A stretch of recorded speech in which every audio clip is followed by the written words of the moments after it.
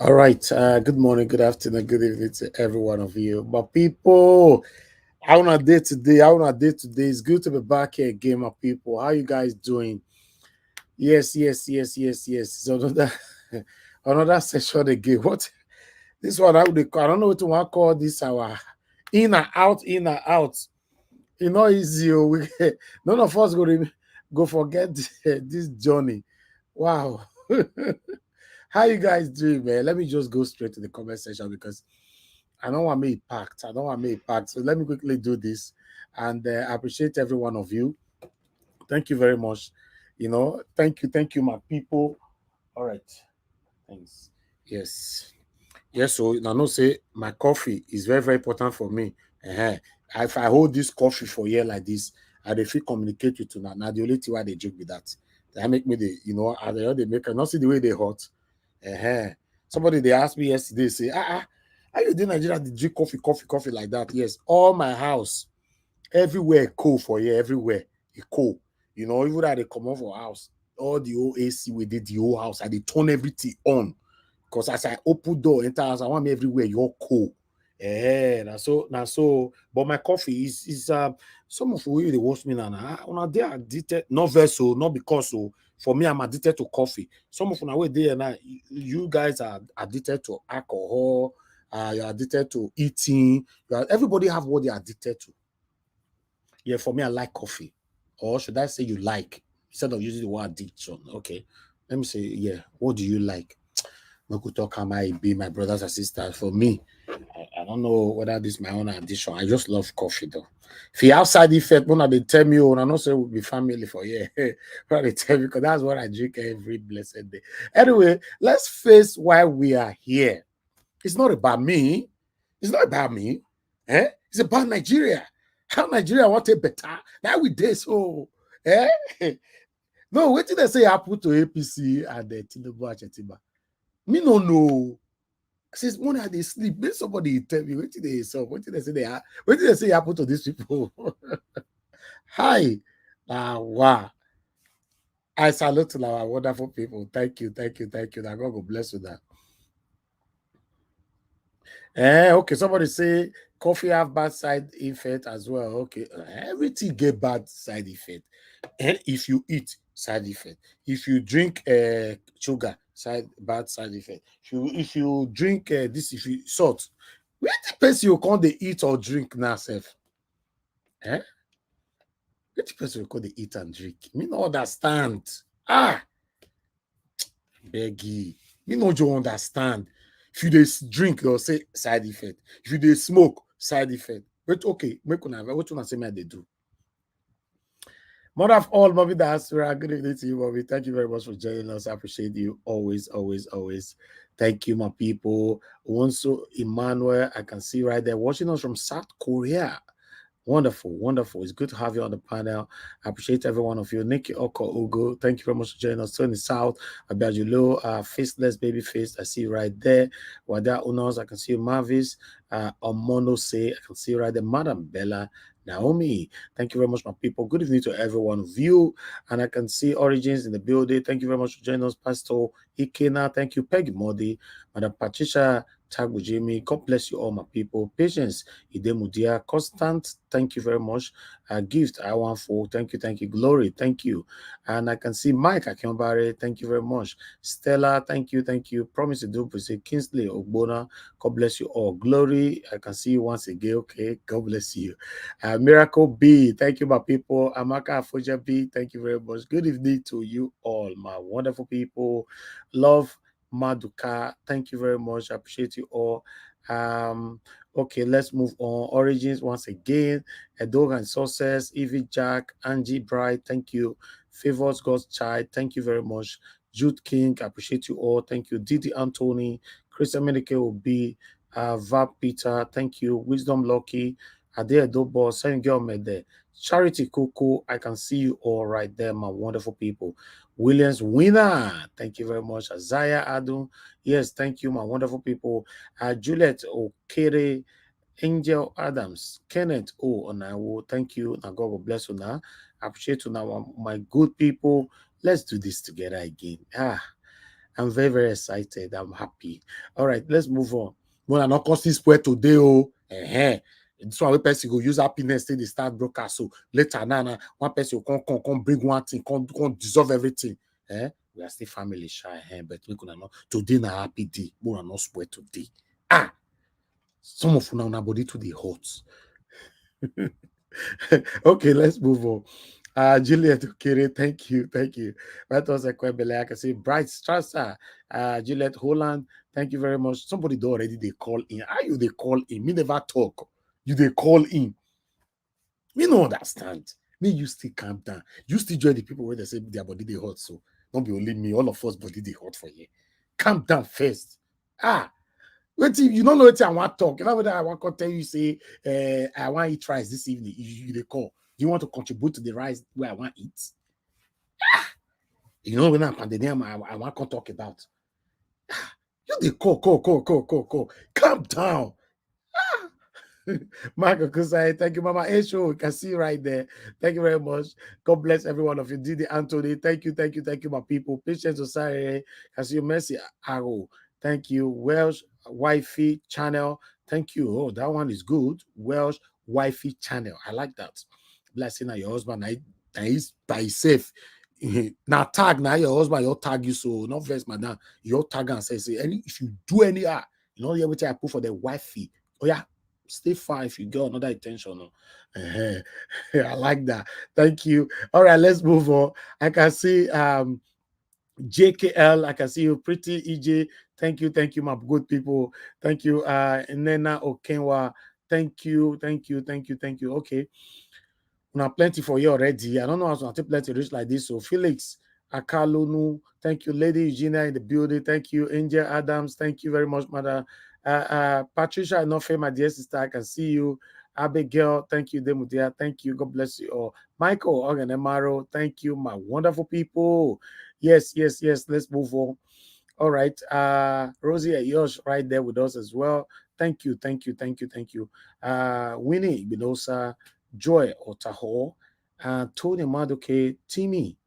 Thank you, Idibe. Thank you, CXL in the building. Thank you, my people. I know I don't miss somebody, but if I miss you, I don't mention your name, no your verse, I beg. I know see him because this thing, okay, see now I miss something. Kai, I know I miss something. I go miss money like this. How somebody go super chat me, I know see him. How did it skip safe? Don't not just start this evening. You get what you the follow person they play. Don't try yourself.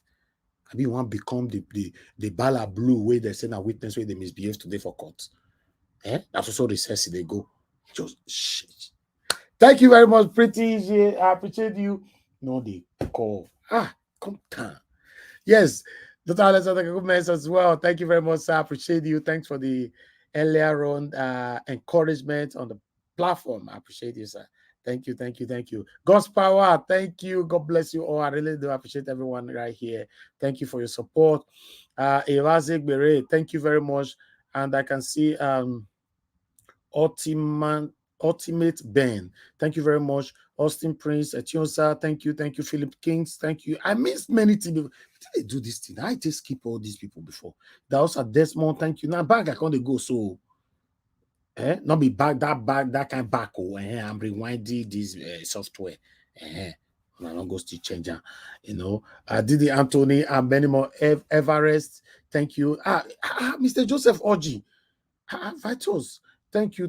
See, Eva line. That's what this thing they do. I think miss all this. I just we don't finish. I can't go.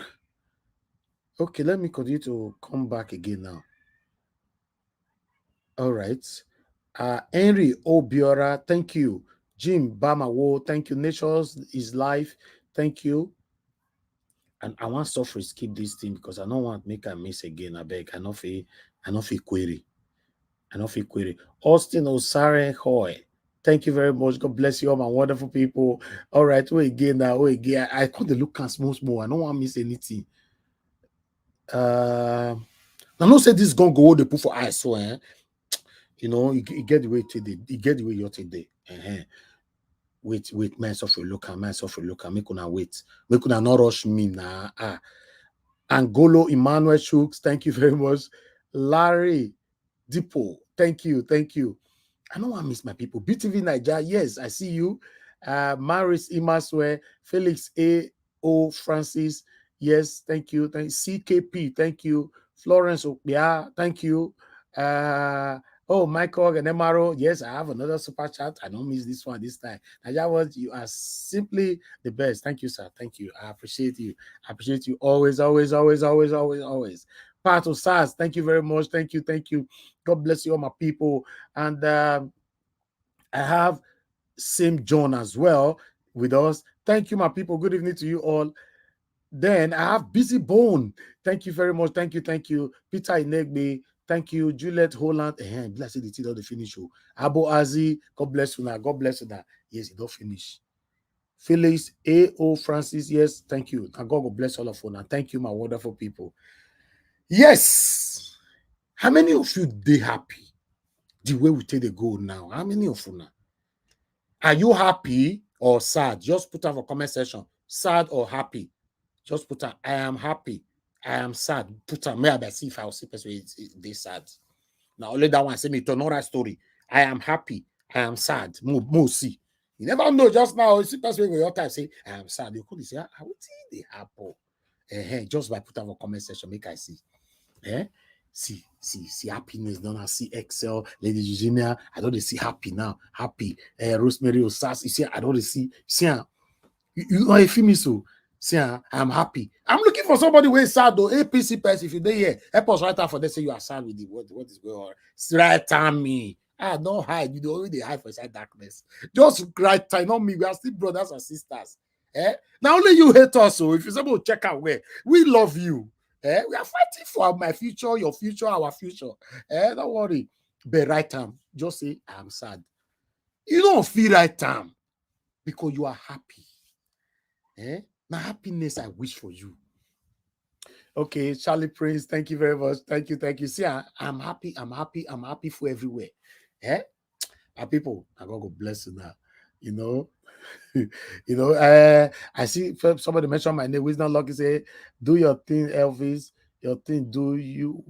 I don't know if you understand though. I'm happy. Okay, thank you very much. Thank you. All right. Yes, you see, an happiness for everywhere. All right, my people. Before I go post that link, I know the whole they do say everything that happened in court today, we take them live for this channel. So we don't already even take on live said before. Some people can't talk and all that. But some people do now we never even know safe. But don't worry. There's what we call recapitulation. Okay, thank you. All right, Mr. Chuks. Then we have Madam Igini. Thank you very much, Madam, for joining us today. How you doing today? Good evening to you. Okay. It looks like nobody can hear me now. Okay, let me move on to the first person. Quickly acknowledge Mr. Collins. Thanks for joining us. Good evening to you.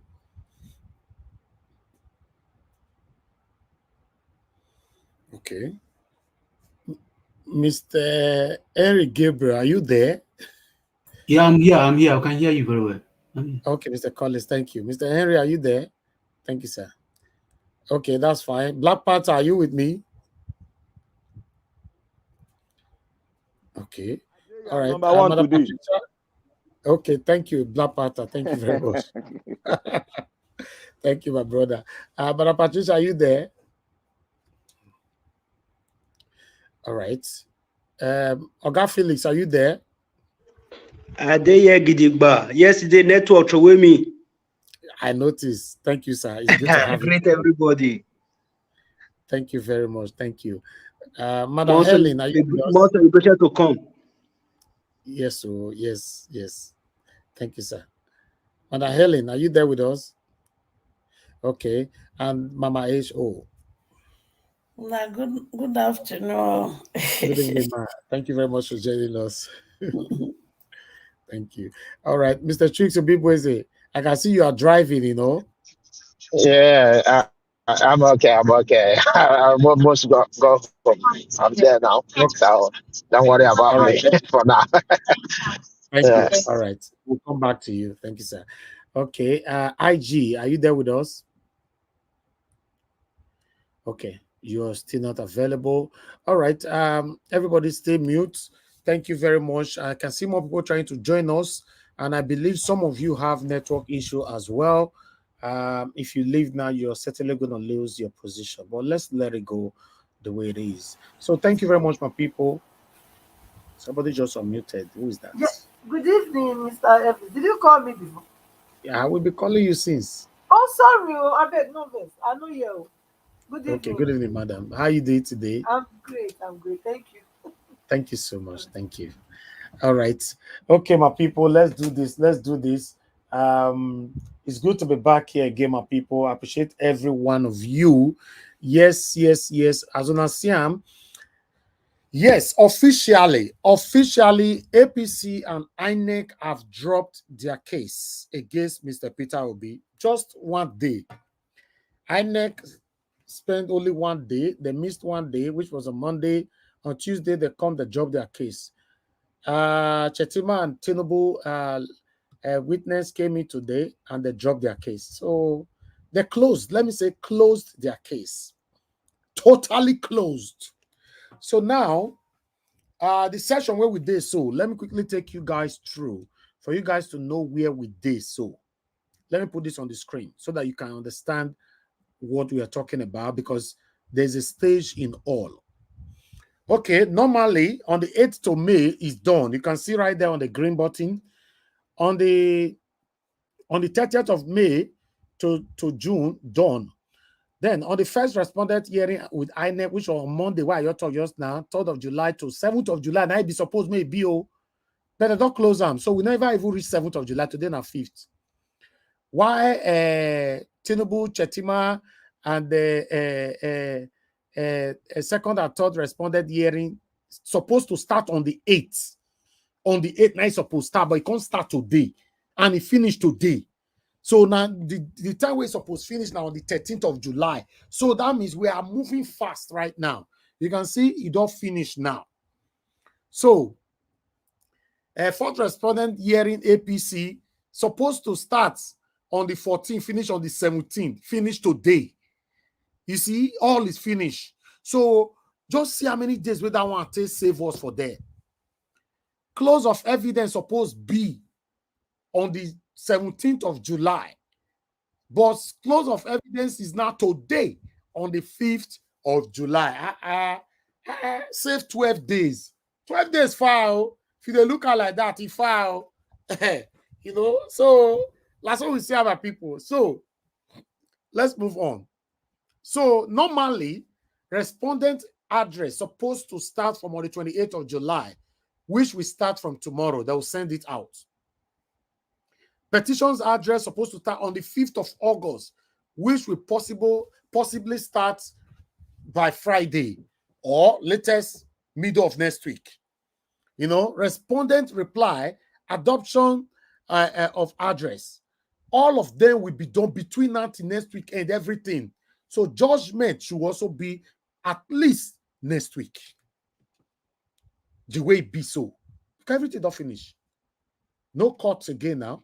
Tomorrow now we're not go court again. There's nothing like anyway. All eyes on judiciary. All eyes on judiciary. I always say the carry on the waka well. You know. Yes, you are right, sir. Yes, I have corrected that. Yes, you know, they close their case. Yes. So una see what they tell them, my people. You know, so at the end of the day, we are waiting for judgment at this particular moment. You know, information they reached me allegedly that Tinubu, you know, is already planning allegedly how they will take all this up again from Supreme Court. Obviously, they are going to Supreme Court. Because the way it be so, like I said, there should be, say, there is no way Peter Obi will not be declared the winner on this one. Except the judiciary want to be biased. You know what that means? They want to be biased, you know, then they will not call for a rerun. If they call for a rerun, not be good they do for us. They just want to stay in the middle and pretend that we are doing our job. It's like we did not judge against you, Obi. We did not judge against Tinubu, but let's go for a rerun, something like that, which is not possible. It shouldn't happen. Say, upon all this incitement and all of them, I personally can still not trust judiciary. Judiciary, I know so now they listen to us. I don't trust you guys. But it's your responsibility at this particular moment to put us in a position to trust you. Not just to trust you for today, to beginning to build trust for you, probably forever. Because if you ask me, 99.9% of Nigerians, including the one that is supporting you today because it's favorable to them, they don't trust you. So you can restore your name back again. Yes, that's why we are saying Judiciary is on trial. You can restore your name back. We lost somebody on the panel. Fortunately, I don't know who it is, so I'm going to post out a link again. I don't know who comments. Okay, all right. Oh, somebody is already back. Somebody have replaced the person. Okay.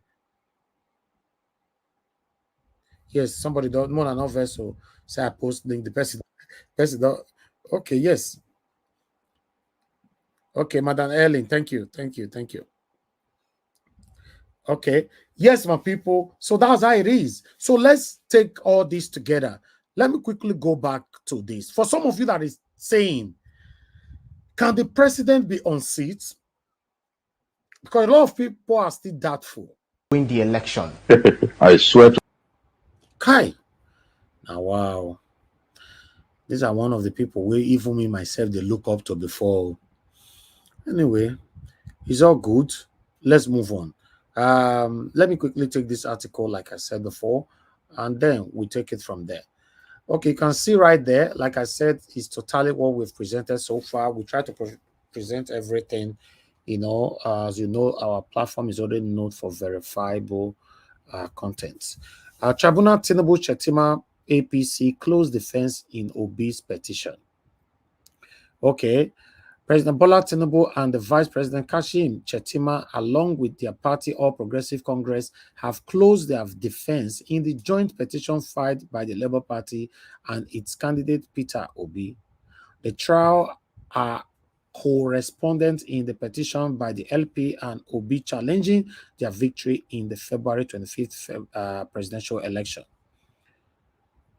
They responded through their team of lawyers led by Wole Olepekan San for the Tinubu and Chetima and Lateef Fagbemi San for the APC closed their defense after tendering several documents and calling a witness to testify in aid of their counter-argument against the issues raised by the petitioners. Despite the objection by the petitioners, the 5-man panel of the court presided over by Aruna Sameni admitted the document as evidence and marked them as exhibits. So I'm just going to stop it right there. I just wanted you guys to see this one is coming from Punch. So everything we presented to you today is there. That one is to back it up, to let you know that what we are doing here and how we are doing it. I'm not going to emphasize more on that. I will stop it right there so that we can start talking. Thank you very much, my people. I appreciate every one of you for your time with us. It's time for us to start talking. Good morning, good afternoon, good evening to every one of you, my wonderful people. Press on the like button now. I asked you to press on this like button. It's still on 383. Having over 1,000 and we are still on 383 on the like is not good enough. I appreciate you guys that is already part of the people that press on that. Yes, but please, I would like you to continue to press on that like, but take it out of that 384. Okay, if you want to call in now, let me take callers first. Oh, somebody lose their sport. I wish you know how many people they backstage. I'm not sure say your female come back, whoever that lost. You don't lose your sport. But it's okay. Yes, quickly call in. I want to take 5 callers before we start talking, because some of you don't complain tire for the comments, for the WhatsApp number. They pick our call. They pick.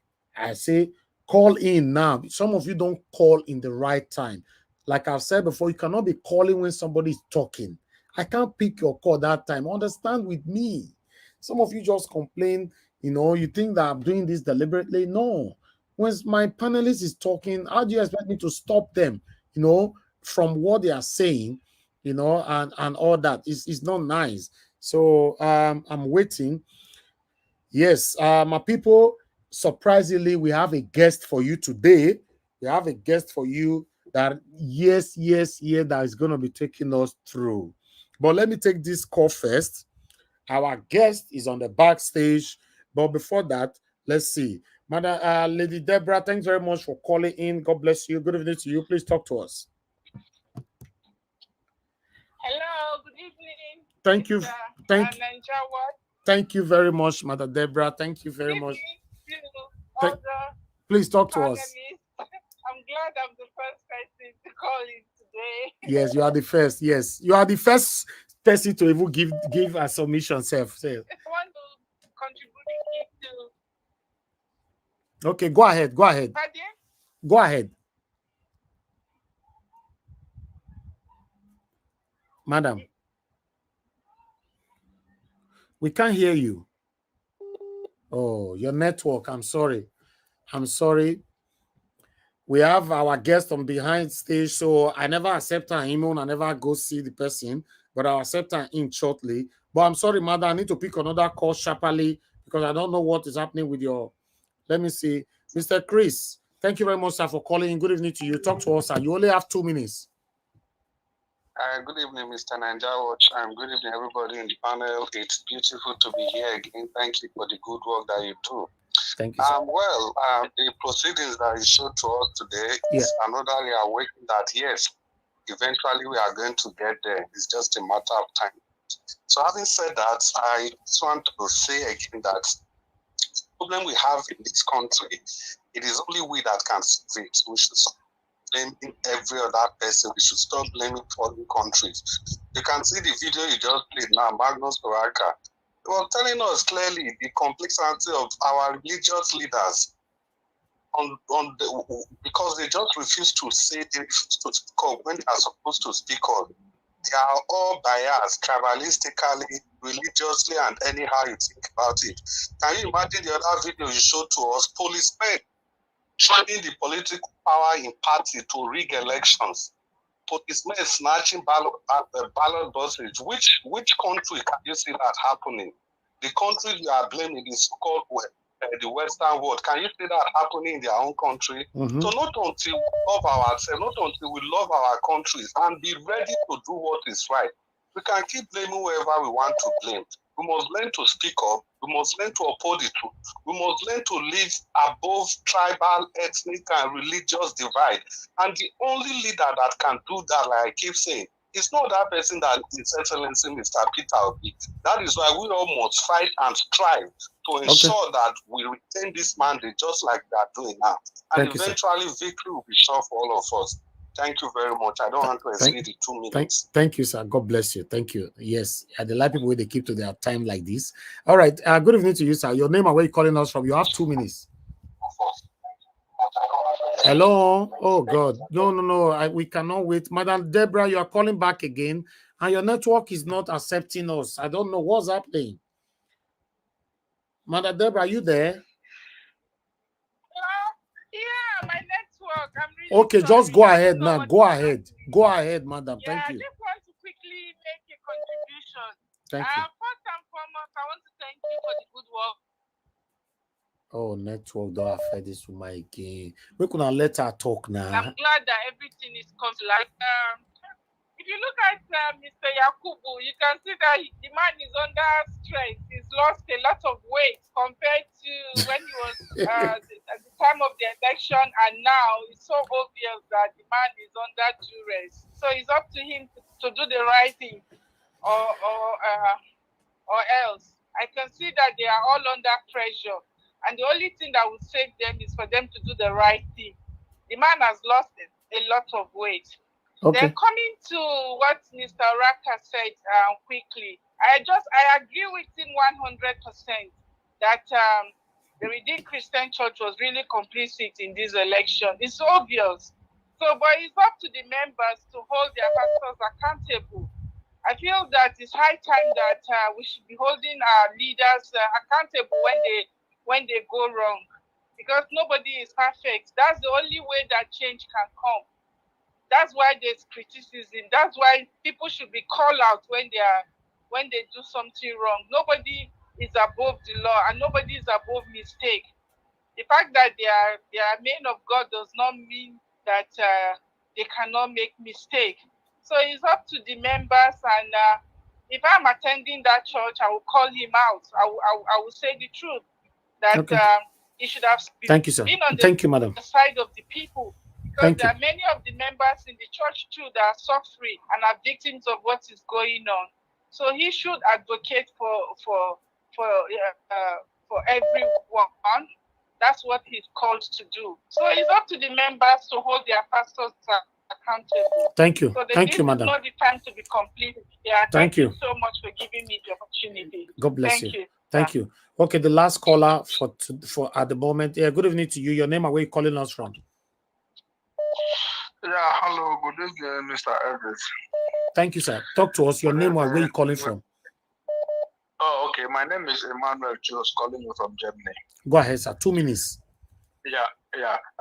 There is something that I quickly want to chip in, because so many people have been saying all the important thing. I want to ask, we have a guest tonight. Please, I want you to drive out a question for him pertaining somebody who was supposed to support as governorship aspirant under Labour Party in Edo State, so that we could start now to look into the person and see how far we support that person. That is my contribution. Thank you.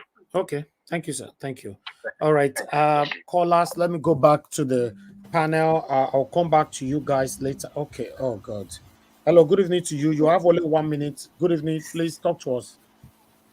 Yeah, thank you very much. Once again, I just want to make my contribution. 1 minute, sir. Go ahead. In regards to the video you just play for us, you see, it is crystal clear for us and for Nigeria to understand that what is happening today is not a glitch, rather is a deliberate act by the INEC, the Independent National Electoral Commission. So it is up for the judges now to really prove themselves, to prove their what they have been paid for, what they have suffered and worked and learned. So it is not. It is really obvious.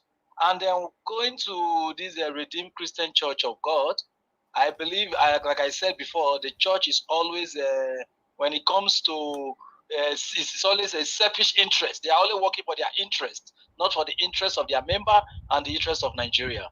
So you don't expect something new when the vice president is a redeem, and now the Tinubu, who is not there today now, who stoned the mandate of the people, is also is also the same.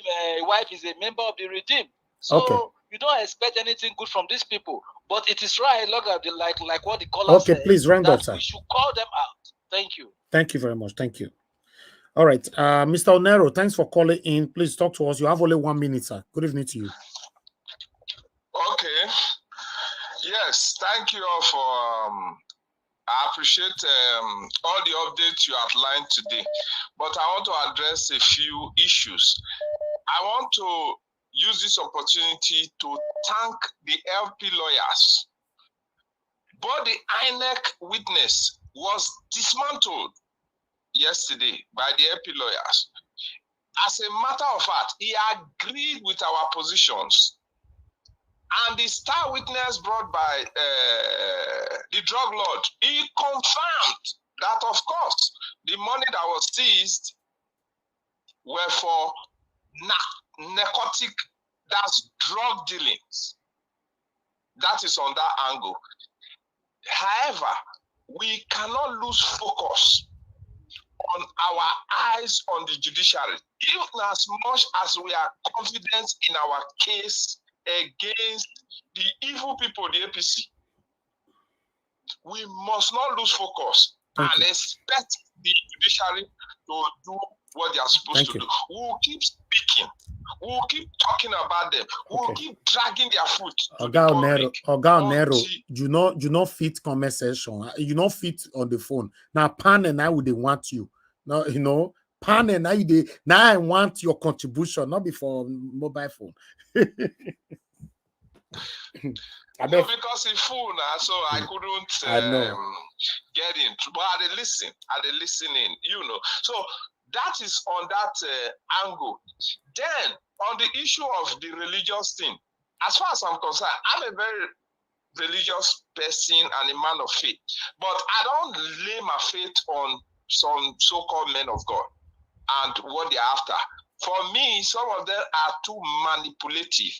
Money have blinded some of the pastors and so-called men of God in Nigeria and even here in America. Their main purpose is on how to dip into the pockets of the congregation to feed into their lifestyle, which to me, all right then. Thank you, sir. Don't judge them. All right. I think I will leave that for now. Thank you, sir. God bless you, sir. Thank you. Okay. Callers, we are done with you for now. We'll come back again.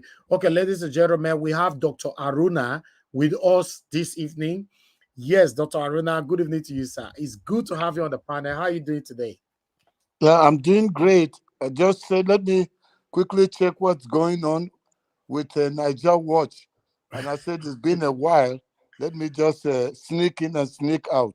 But yes, you can't sneak in and sneak out, sir, because there will be lots of questions for you.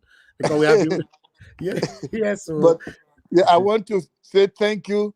All the times you were vulnerable, the time you almost gave in, threw in the towel. You kept saying, but you're human, and now you're still standing. And I'm telling you, you're going to be the last man standing, and there will be the punch that we call the game-changing punch is about to happen. So your effort and everybody that is always come on the panel is never going to be in vain. Amen. Amen. Thank you very much, sir. It's good to have you here. Before you go, personally, I would like somebody ask a question on the phone just now before on the panel. I don't know if anybody is going to ask you a question, but in Edo State, as you know that the governorship election is coming, according to the person on the phone, do you think LP have, I don't know, because that question, even me myself, I don't understand it. Do you think the LP have the right to choose a governorship candidate, or they just assess everybody when they comes? Please educate us on that. Okay, because I'm not directly, I'm just an obedient. I wasn't even an obedient. I'm just a Nigerian northerner who got sick and tired of our northern brothers using religion and tribalism to oppress the rest of Nigeria, but lying to us from the north that they are all doing it for our interest to protect the north and the religion. So that got me very angry, and as somebody who's knowledgeable, I started to assess, check so many things, and I now got extremely convinced that going forward, we cannot be accepting these lies that have been perpetuated over the years, and that change was inevitable. And checking all the candidates and looking at the past records of Obi, I felt northerner or no northerner, I don't care anymore. We want to see Nigeria work. If an Igbo person like Obi can make it happen, then I'm going to throw my weight and let my northern people know. So that's why I actually came into what appears now as if I'm Labour Party. I don't have a membership card of Labour Party. I'm just a person that also became obedient because I was concerned about seeing Nigeria change. So after having said that as a backdrop, I wouldn't really tell the politics as to who in what state will, is the best candidate, because even people that went to the Senate or the House of Rep is because of the obedient movement. Even if somebody was had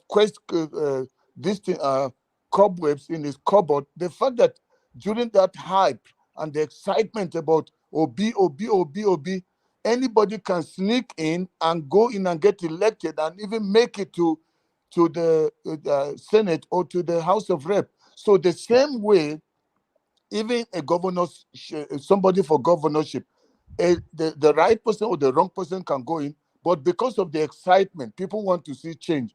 And the OB factor, anybody that takes a stand there, we may only later get to find out the true person. So I would say only people from Edo that know who is who should say. For me, I'm just waiting for the mandate to be restored to Obi, because I know the states matter, but I'm telling you, everything begins and ends from the top, because that is just my take. I don't know who.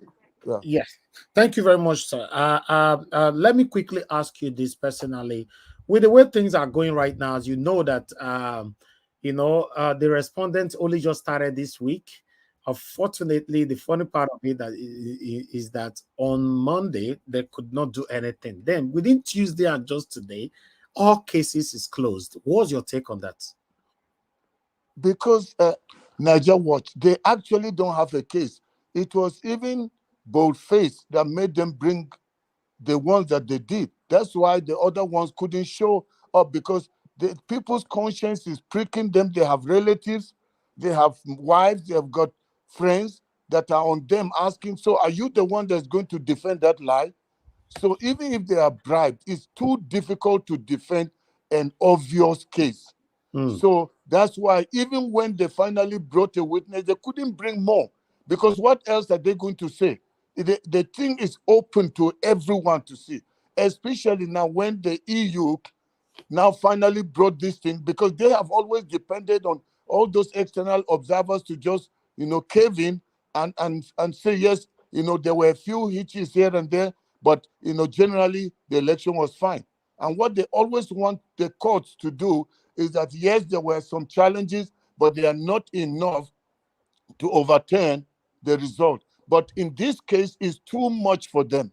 They want, even if it was just PDP alone, because of Obi, PDP's case became stronger this time around, because Atiku has always had cases, but this is the first time they could even go this far. And it's because of the way the watertight case of Peter Obi and Labour Party. I'm telling you, when a thief is caught in the act and is holding the stolen meat and is eating, how does he present the witnesses to say, I bought the meat? Wow. Yeah, so to me, they actually don't have a case. Everything they did, I think what they are doing now, if you look at it, they are trying to play the same old game, like Tinubu not appearing for debates, Tinubu's getting people to speak on his behalf. So they may be already thinking that, you know what, we don't really need to present any case. We should play the game we're used to of bribing the justice system to use technicalities and throw the case out. So that may be what they are thinking in their mind. But they are thinking that in an era and with a case that is too obvious to the whole world. Because if they make the mistake, the court that's why our eyes must be on the judiciary, and people should be tweeting, people should be going online, broadcast, and say everything they can reveal concerning this case to make it extremely difficult for anybody to receive money and twist the case, because it's too obvious. And I'm so happy that the thing went this way, that we are in court, and you can see how relaxed our principal is. And thank God that my friend Dr. Detti is now also showing up, because he was almost discouraged. I spoke with him before, and he responded to some of my broadcasts, because I always sounded to people over optimistic. But I believe to win any game, even if you're down on points, what you need to carry you through to winning is being optimistic instead of being pessimistic. So I still see a lot of possibility. And let me tell you one thing: the mistake they should not make is to think Nigerians are quiet and they're just waiting for them to just come up and decide anything. They would know that Nigerians voted for Obi, and they are just waiting. Since our principal has said he's going to court, they are following Obi quietly. It does not mean they don't have they are not capable of taking their nation back, but they want to do it using the peaceful way, which is go to court, sir, as we were told. do you think these people might end up, because what I'm thinking is these guys might just end up to try to sit on the fence by giving us a rerun, which is a punishment. Do you think that is possible? Yeah, to get away from they being the ones that are responsible, because they are having a lot of pull with money and blackmail and whatever, and that's where they're trying to push it to now. And we should just pray that it will be too obvious that when they check the election this and see what happened, they will be able to know, okay, so person's count, the Tinubu's count will have to go down because of all those stolen votes. And then it will shoot Obi to number one. That will be the simple thing to end the case. But they are not afraid of Nigerians. They are afraid of the ones that are on top trying to buy them. So the compromise would be, let's get it off our shoulders and give a rerun. Whatever you do there, we are not the ones that decided it. However, I am thinking that we must play smart, not put our eggs in one basket, and already start telling each other that we are so sure that Obi was the winner, even if it has to do with a rerun, that will even make it more obvious. So we shouldn't just say, we don't want rerun, we don't want, then it comes, then we are not prepared. Our people are too frustrated to go to the polling units to vote, because then those people will send their people and it will be a landslide win for whosoever is the one that is Obi is running after, they're running against. So to me, it's wiser for us, since we are not the judges, we should then say, no matter what, we are confident that if it comes, it's either that Obi is given his mandate, which is our mandate, or they go for a rerun, which is what I think they may be trying to do, so that that they get off the hook of these people that yes, I know that's what might possibly happen, just for them to be on the fence, not to be blamed for anything. But if they have to choose a rerun, so are you telling us that we will have to rely on satanic INEC again to take that election? But now Niger Watch, they played that game during the presidential and the governorship because they were fully in control of the steering on every side. They had the driver, the assistant driver, the conductor, everybody. So now, with the rerun, the chances of this thing, they're doing everything they did before, including shutting off the upload. All those things will be completely dealt with now, where Nigerians that are already suffering in the hands of Tinubu, Nigerians, even those that did not vote, will want to go out and vote. My only concern, Niger, are the obedience, not getting discouraged. If because Nigerians, the rest of Nigerians are going to vote, let's say if Tinubu is put on the ballot box, then I'm telling you, Nigerians are going out to vote against Tinubu, most. And it will be too obvious for any demonic INEC to do anything. It will be overwhelming that they cannot do anything, because this time it's not three. They manipulated it because of the third person there. So you put the votes of, what is his name, Atiku and Tinubu. So even though Tinubu's on is fake, but put together Atiku and Obi, that means those number of votes were the Nigerians that didn't want Tinubu. So that means there are more Nigerians, even with a false declared vote, there are more Nigerians that wanted change with Obi, and the same Nigerians that have not always wanted Atiku. So now let's say Atiku is taken off, and it's Peter Obi and Obi, Tinubu. Let's say they smuggle him in just to appease them, the APC and him. That would then mean all the votes of Atiku and the votes of Peter Obi, including the votes they stole of Peter Obi and gave to Tinubu, all those votes are overwhelmingly coming to Peter Obi, that it will be too difficult for anybody. Put Satan there. Even Satan cannot rig it. But what about, sir? It looks like you are, I don't know, you are seeing it in a different way. This man is already a president as we speak right now. No. What about the violence? The violence that will happen in Iran? Let me tell you, violence in a rerun is not, they can't put violence in every polling unit. They put it in where they think they can have an overwhelming distance. So you take away, let's say Atiku is out, then it's only him and Obi.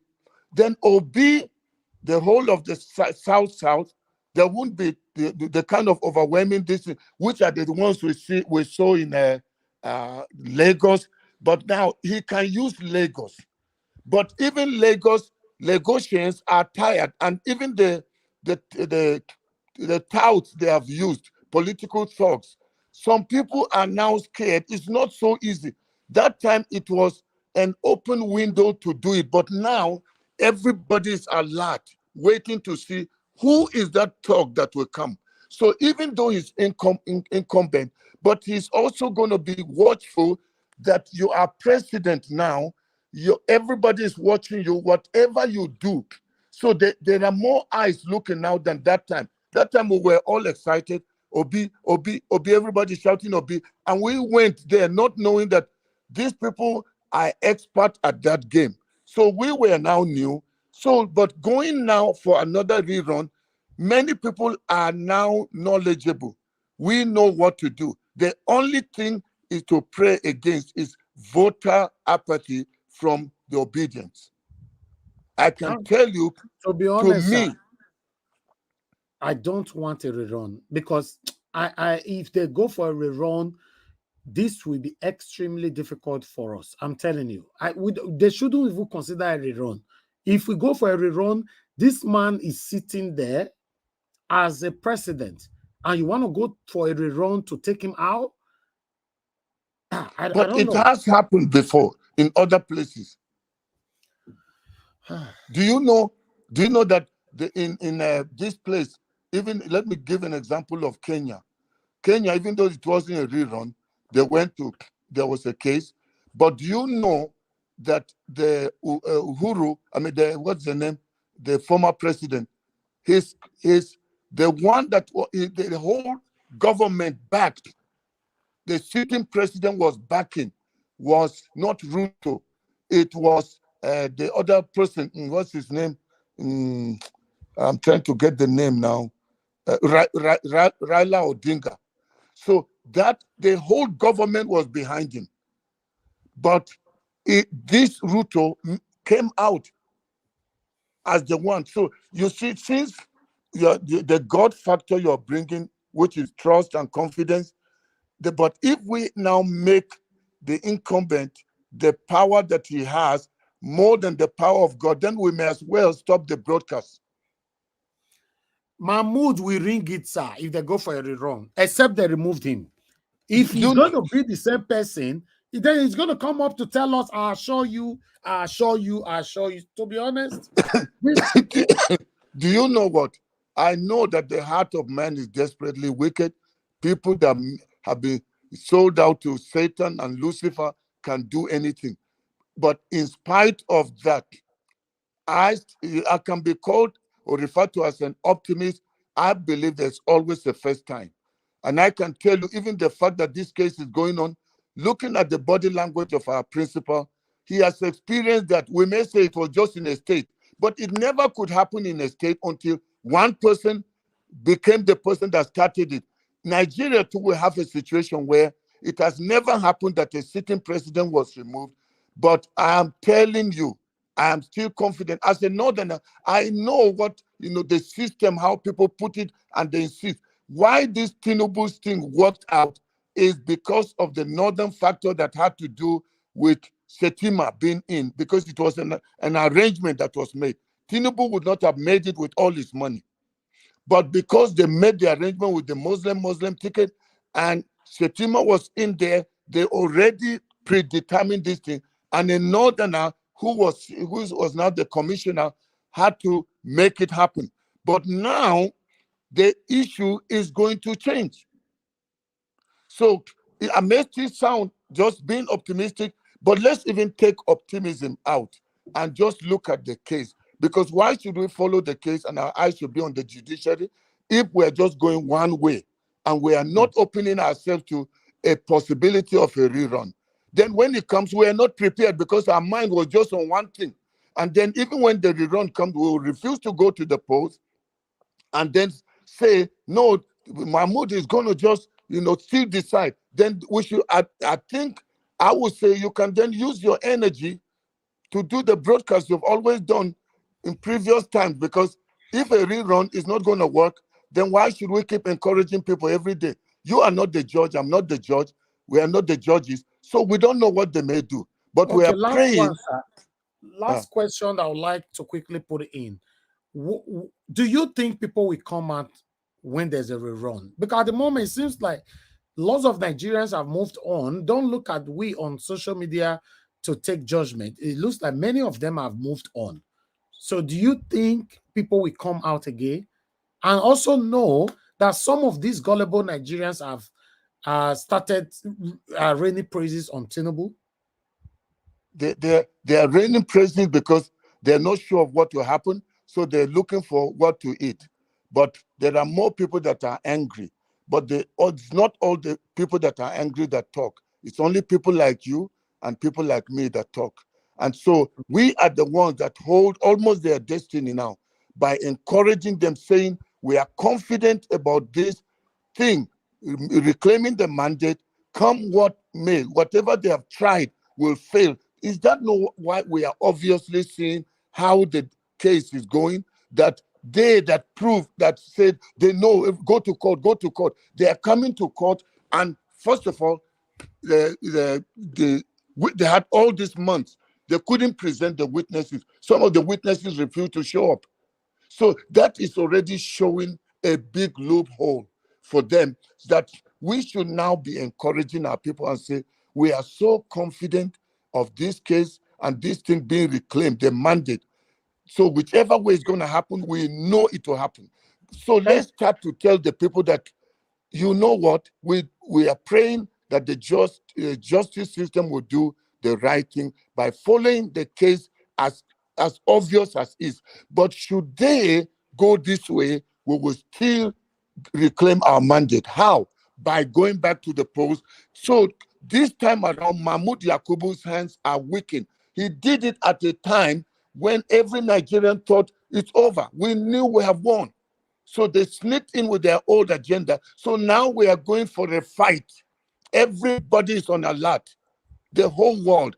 And even, let's say PDP does not make it, all the PDP supporters, I can tell you 90-something% will, even though we've also seen they're part of the old game, but I can tell you many of them are now frustrated.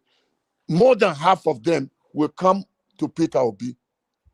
And so we should just trust God and encourage people. Please, I will beg you, since you are always online with the people, I'm doing my broadcast only occasionally, please give the people the two possibilities, but encourage them to maintain the positive stand as Obi does, that he's going, see how he sits in the court, calm on his phone, smiling. And so we shouldn't be the ones that are discouraged. The main person that went into the boxing ring, that got the punches, is smiling. Why should we be the ones saying we have moved on? We have given up. He hasn't given up. So we believe that our mandate will be reclaimed. Why don't we fight to the end? We haven't lost until the game is over, and it's not yet over. All right. Thank you very much, sir. I don't know if anybody on the panel, only two questions I want to take so we can let him go. Yeah, I think I have a question for him. Okay, go ahead. Not what we've discussed already, please, in another No. area. Go ahead, sir. Thank you, sir. Thank you very much. Dr. Harun Agoro, good evening. How are you? Hello? Okay, go ahead, sir. Pass your question. Okay, the question is this. With the 36% confirmed by INEC director that the result was declared when the coalition was just 36%, then how eventually is such action valid when 36% of about out of 100% was what they used to declare the presidency for Tinubu? Hello? Hello, sir. We can hear you. Okay. So I think we are only hearing that percentage thing now because the hand has been caught inside the cookie jar. We wouldn't have even known. Nigerians would have just accepted and gone on, and Tinubu would just continue to govern. We are only hearing it now because the case is in court and they are bringing all the evidences. So suddenly we are hearing things that were like hidden. So they know themselves. If they have to collate and bring the true result, it's a simple walk in the park case. There is even the judges can do nothing about. If it was just a case of 25% that will be advanced and maybe Shetima double nomination on then the drug something in Illinois, it's easy for them to use technicalities to knock them out. But now you can see the judges. Now, I want you to read the body language of the presiding judge. The way, I mean, and I don't want to go into other details because we're online with so many people listening to, but I can tell you, I only mentioned the part of rerun just in case, because like Niger, what you were doing to everybody, I used to listen. You're telling people that yes, we should be optimistic, but we should be alert and not just, think that, the way it is, that's how it's going to be, because anything can happen.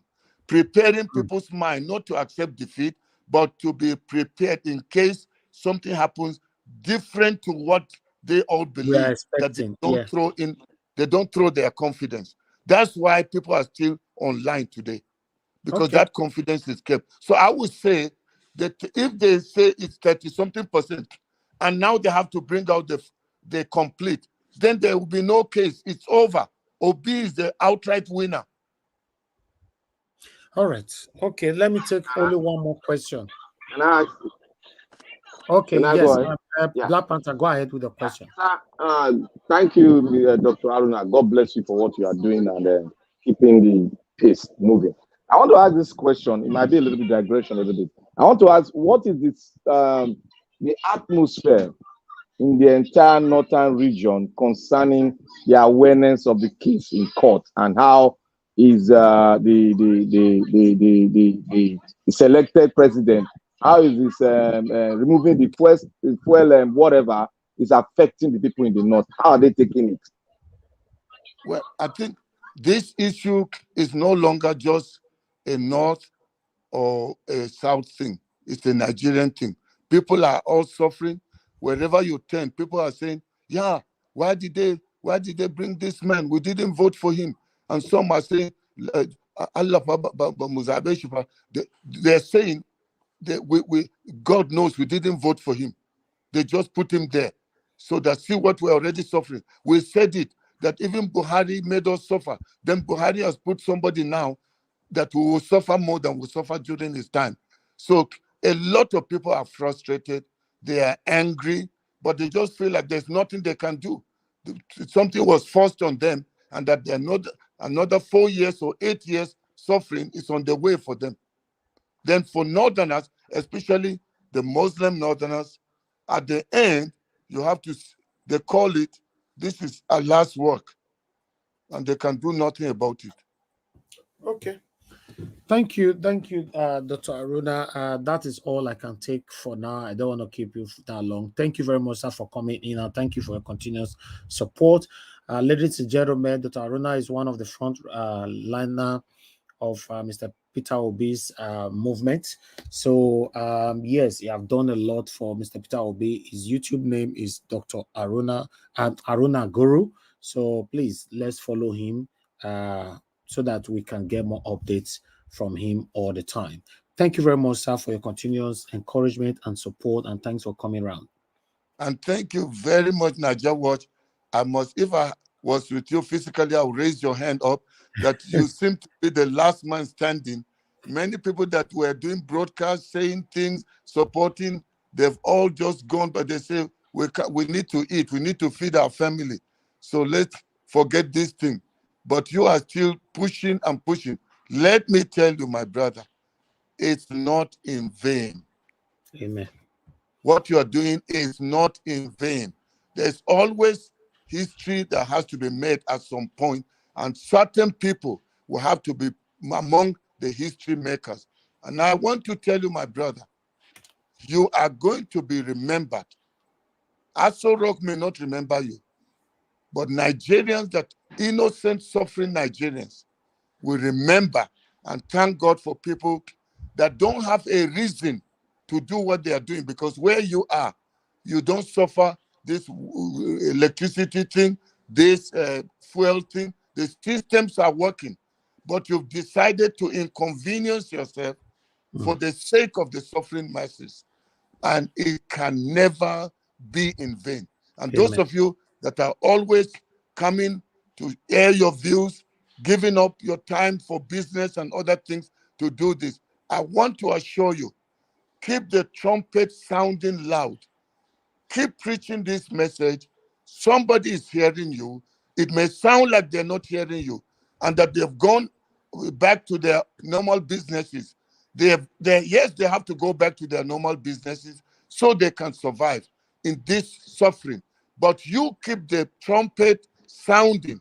At the end, that trumpet will make a clear sound that Nigerians will know our season and time of change has come and now is, and it can never be reversed. God bless you, and keep up the good work. Proud of you.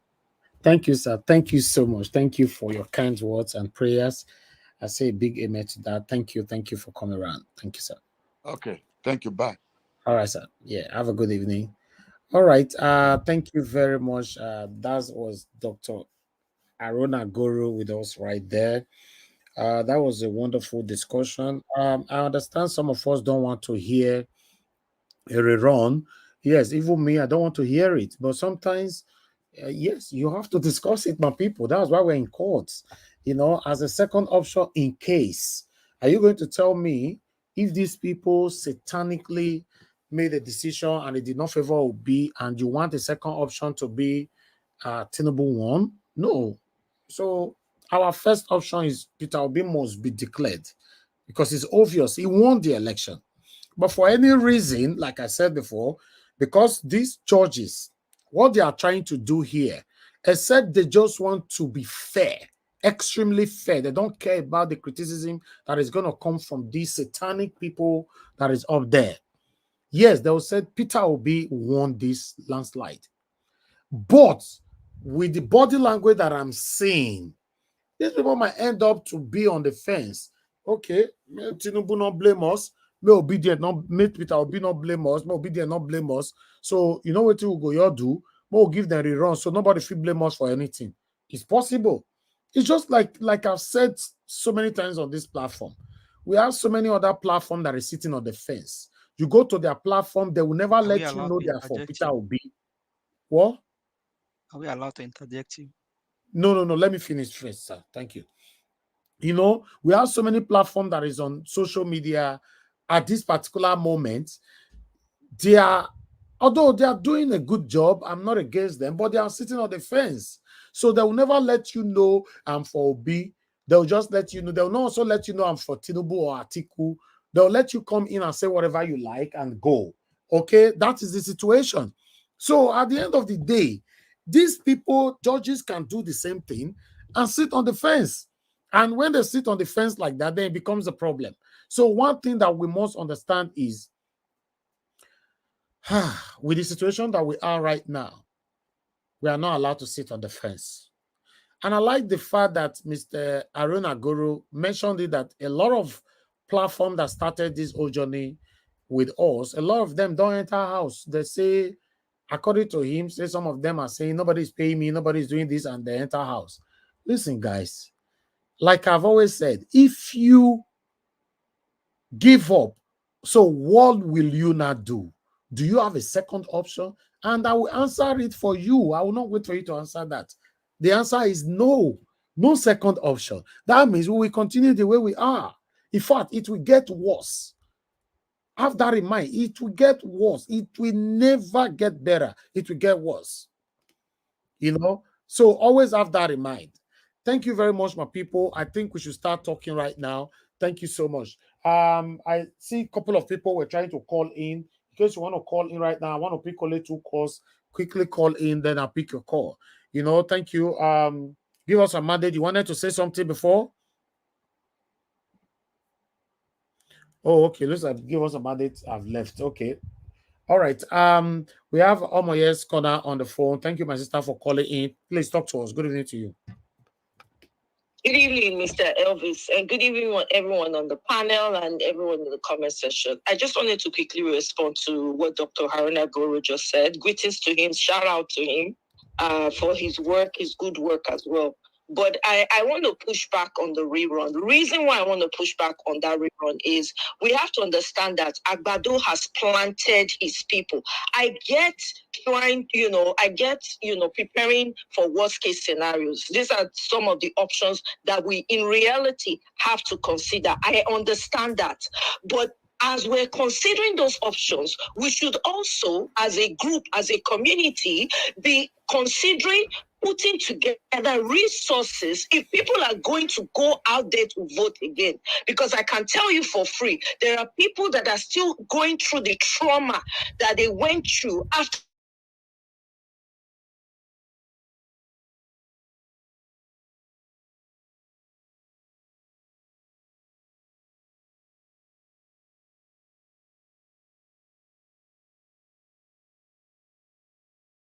put resources on the ground in the hands of people.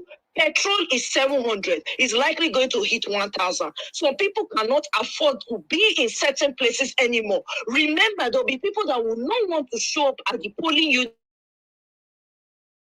Interest. They have families to take care of. So I don't know how viable that is going to be. Either that or it's going to be the worst of the worst case scenarios where Nigeria is completely shut down. Because it is obvious, the world has come to tell us that they saw, because they monitored what went on the ground, and they told us what we already know.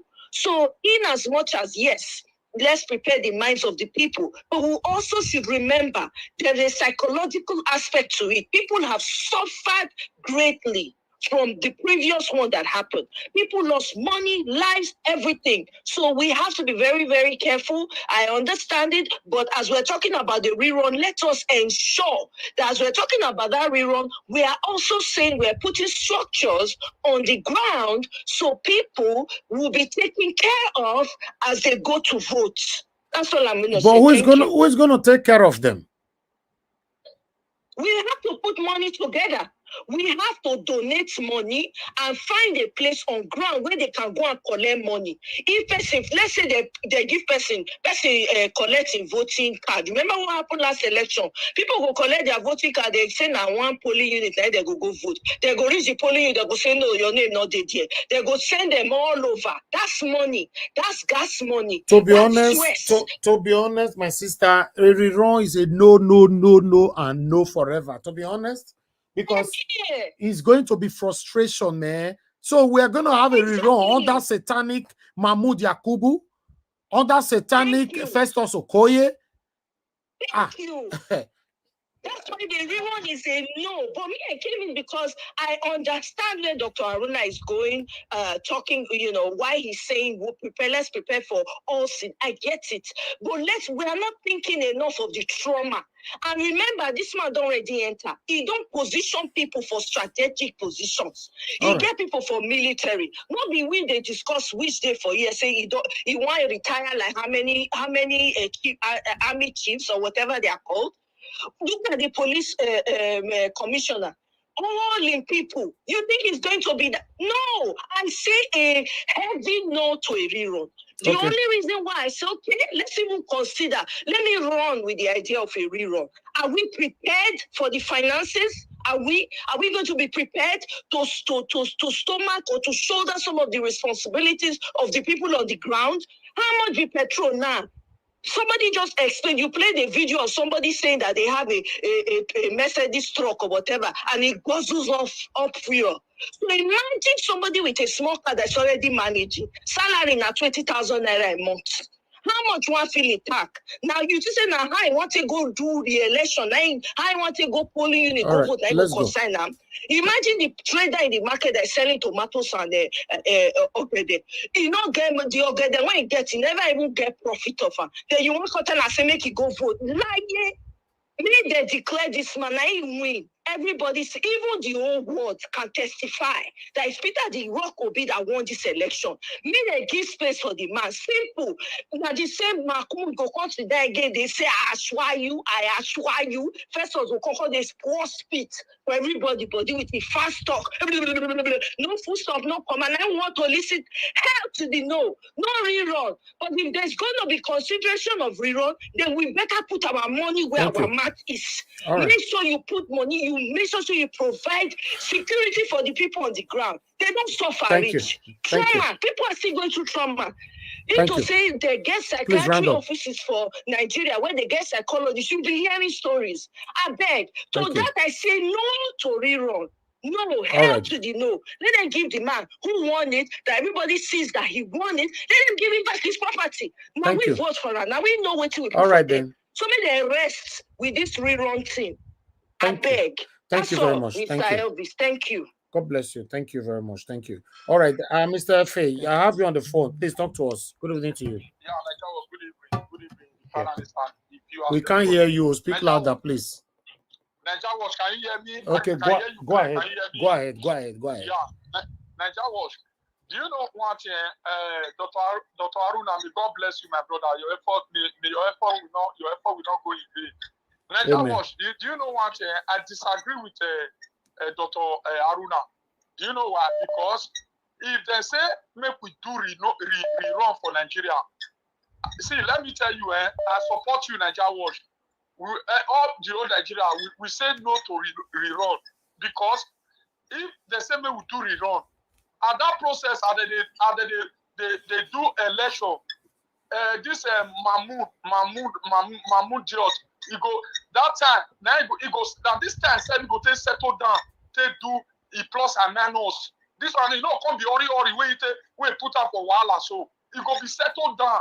Me, I not there for rerun. May they just tell the winner because rerun. No, I disagree with Dr. Aruna. I disagree with her.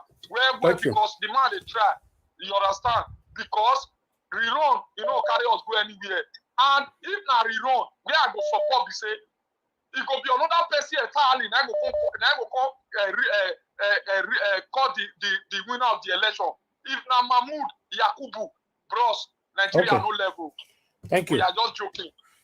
Thank you, sir. Thank you, my brother. Thank you. Let's hear from Madam Joy. Thanks for calling in, Madam. Good evening to you. Please talk to us. Hello, my people, Obedient Nation, Niger Watch family, the citizens, journalists, intellectuals. I hail everybody, all protocols observed. Mr. Niger Watch, you can never and will never, even if you don't want blessings, they have already overtaken you. So that is settled. Thank you. So straight to what we are talking about. I'll try to rush this. You see,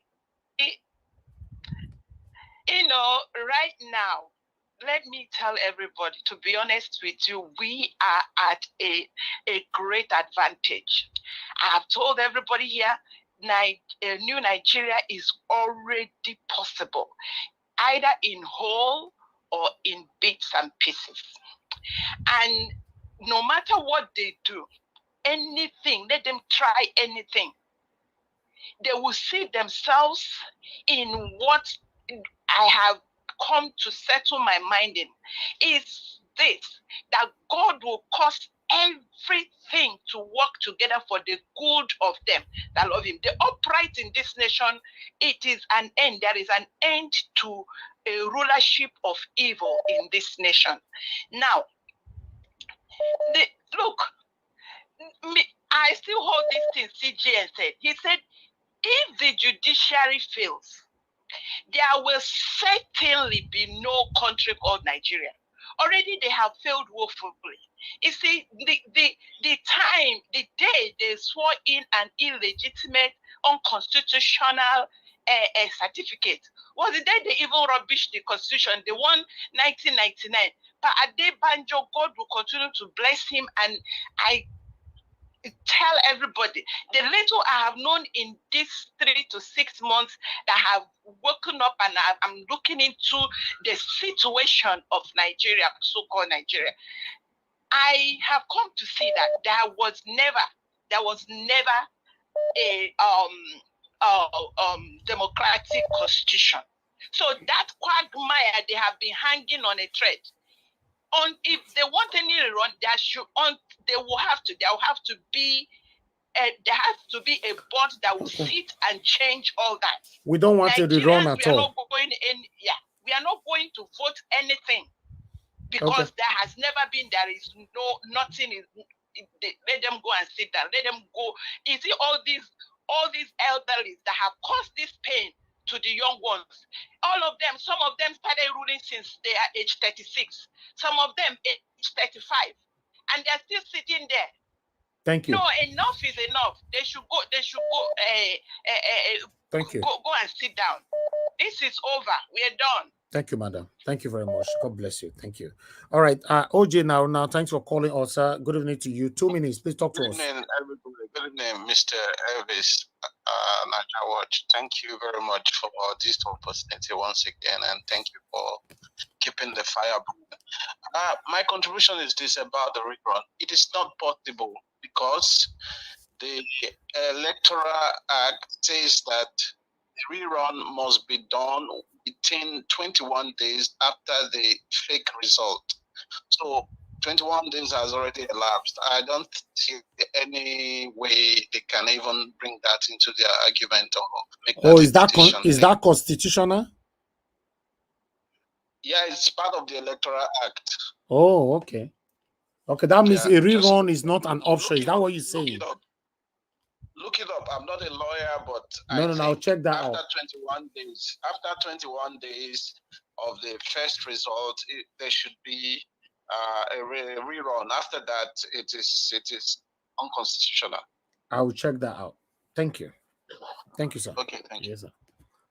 All right, guys. Callers, please, let's move on to, I can see a lot of people calling in.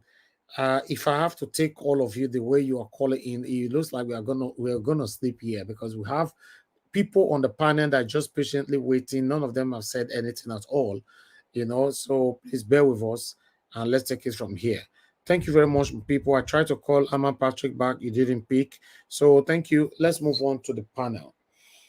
Right, my people, thank you very much. Hi, Nawa. Okay, let me come to the okay, you are calling back now. Hello, good evening to you. Thanks very much for calling us. You have only 2 minutes. Please talk to us. All right, sir.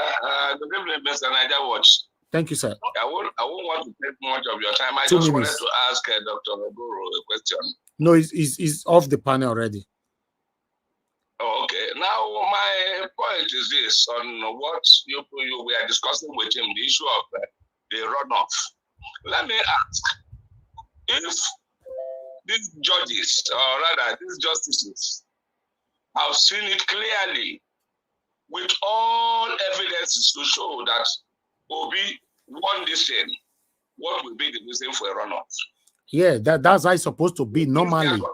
Yeah. But that means if they overlook it and do what is being suggested, now that means they are compromising. Yes. That means they are compromising, and that is very wrong. Okay. We have to call a spade a spade. If Obi-Wan, let them give him his mandate. Just like what people are getting angry with Pastor Adeboye for, that he knows that the Tinubu did not win, he said pray for him. It's the same thing if the judges do that. Okay. So that is the major area. I wanted to ask him this question to know, because Nigerians, we have had enough of all these, jokes, these very, very funny jokes. Okay, sir. It is glaring. It's glaring. The world is seeing it. That Obi has won this thing. All we are just waiting for is let them come and do their talking in the next few days. Thank you, sir. Thank you. Thank you. Thank God, Thank you, sir. they have reduced the length of time. Well, God bless you, Thank you, sir. Yes, so sir. we are watching. We are watching. I had other questions I would have asked. No, I wanted later. to ask. You can call later. He's not here now, sir. He's not here. Thank you, sir. All right. Yes, sir. All right, callers, that's it. Let at least 5 panelists to speak to us before I'll come back to the phone again. Okay, let me go ahead with the first person on the panel, which is Mr. Collins. Mr. Collins, thanks for your patience. You have just 8 minutes. Everybody must stick to their minutes. You have 8 minutes, sir. Please talk to us. Yeah, man. Good morning, Miss. Good morning, Miss Service. Yeah, I'm here. Good morning, Miss Service. Can you hear me now? Yeah, we can hear you. Go ahead, sir. 8 minutes. Okay, yeah. I think I will not say too much. I will focus on this, the last, the speaker, the man you invited to the panel. I don't see any, when people talking about Renon, I don't think there will be a Renon, because like the other man you played the video, the guy said that a lot of evidence in the court that even the judges cannot run away from it. Most of us are not even praying for this Renon, because average Nigerians are tired about this election. Calling them back, most people travel to the east, travel to the north, travel to the south for this election. Then for you to call them with the situation things is in Nigeria, for them to come back and do voting again, I don't think Nigerians are ready for it.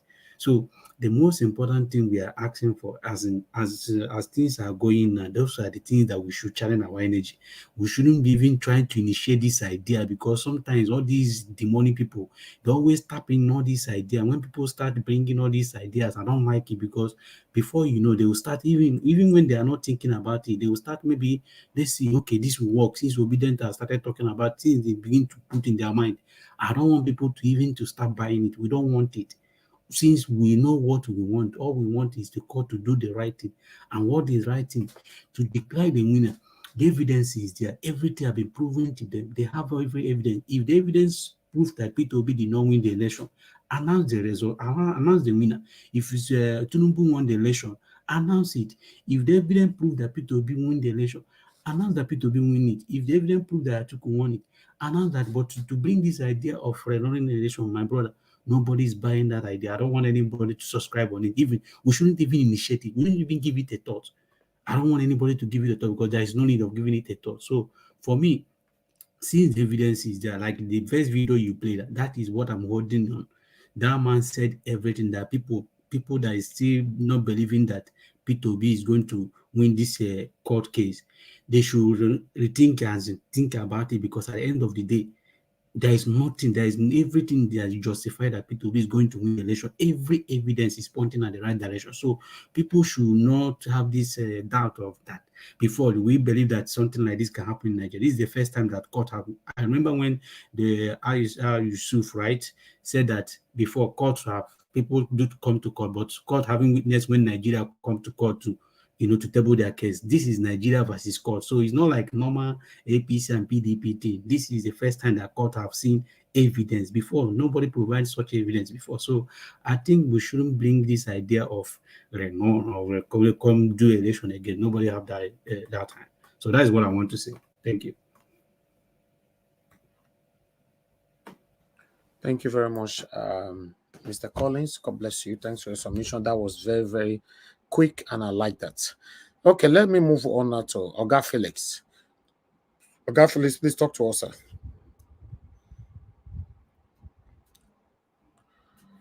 Okay, you are not there. Let me move on now to Oga Phyllis. So I might not keep anybody that is not answering today, because a lot of people want to come in. I'm so sorry. I'm not going. Anybody that I call, you did not Mr. answer. Nigerian Watch, let another person take my spot.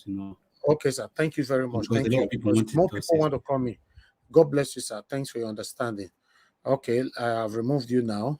So anybody I call, you not answer, I'll wait to call someone else. Once the person finish, I call you again, you didn't answer, I'll remove you. I'm sorry. No, not still label me with this one saying Nigeria was rude, because say sometimes now only the bad side of people, now people they magnet. Okay, let's move on. Let me call on Mama Esho. Are you there with us? I do. Okay, Mama Esho, thank you very much, ma. Thanks for your patience. I beg you, get 8 minutes. Talk to us, ma. The thing is, in as much we don't want a rerun, let's plan for both. Dr. Aruna is right. So that we don't lean to one side.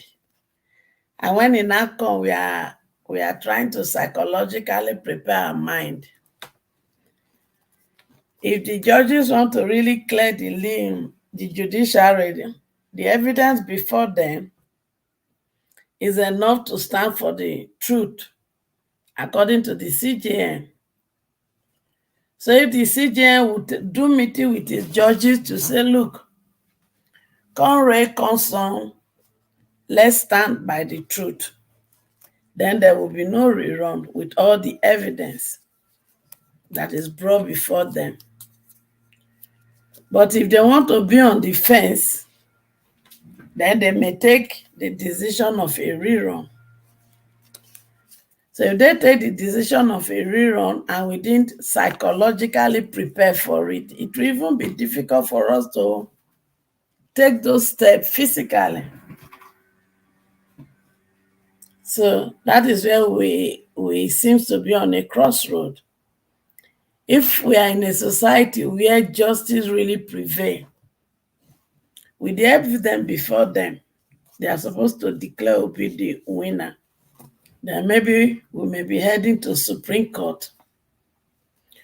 But if we really want to be fair to ourselves as a nation, and the judges, the CGN want to redeem the image of the judiciary, I think what is before us is too obvious to think of a rerun. And that is the bitter truth here. Because for all the glitching and all the nonsense they talked, it's only one weakness they brought. And even their own weakness, both INEC weakness and Agbado weakness and APC weakness and Shettima weakness, they end up confirming what we've already known. So we really appeal to judiciary that Nigeria has suffered enough. And we need the truth. And the truth is before you. So take the right decision and let for once Nigeria begin to have hope on our judiciary. That's all I have to say for now. Thank you very much, Mama Esho. Thank you. I appreciate your submission. Thank you very much for making that brief as well. Okay, I would like to move on to the next person here. Please, if it's possible for us to stay away from the word rerun and just talk about what happened today in the courts and our expectations. Although our expectations, I don't know what you say. Just anyway, give your submission and let's just move on. Thank you very much. You not get hard to bear that one. No, that thing, anything to do with rerun is going to be punishment for us, and that means the judiciary have chosen to punish us, and they will never ever be trusted again forever if they give us rerun or Peter Obi did not win. Two of them, they will never be trusted forever. Which is the truth here. Thank you. Let me call on Mr. Edwin. Thank you very much, sir. I would like you to talk to us. Good evening to you. Thank you very much, Nigeria Watch, fellow panelists. I greet all of you. and comment section. I greet all of you. Wonderfully, I thank Marcus Oraka for his details explanation that was going on there. And you see how beautiful it is. After we go through the whole thing, you realize now that we are made to understand, or like we know it already. They've now closed all their submission. APC, Tifnobu, Shetima, and INEC. You see one funny thing. Why people must not think of this forbidden word that has just been used now, though it is reality to what Haruna Goro came to tell us, or was trying to tell us. But the reality is this. This case, what INEC was holding was that there were glitches, which was their capital word that led Nigeria into this situation. And I personally waited yesterday, day before yesterday, and today to hear and then elaborate on the glitches. To my greatest surprise, the INEC director from ICT also only preambly touched there. And their main end of submission had nothing to do with glitches. They never mentioned it. For me, in anybody that knows what laws and presentation is all about, you will understand that that was where they end up their case with nothing, with zero submission. Zero. It's common sense. You must not be a professor. You said there was glitches, and that was why the presidential election was never uploaded. And after all this submission, your glitches submission did not take even 20 minutes. Gentlemen, we should know. The judges, they might be listening now. These are common facts. My presentation might be different for other people's home because we all reason differently. But the bone of contention, what led Nigeria into this situation was there was glitches. And INEC, APC, Turubu, Shetima, none of them were able to mention the capital word and then make sure they tell Nigerians what and how it really happened. It was a shameful situation. A shameful situation. Now, I want to leave there. Like Araka was also trying to tell Adeboye that his attitude and his kind of Christian dumb submission to his members is not helping matters.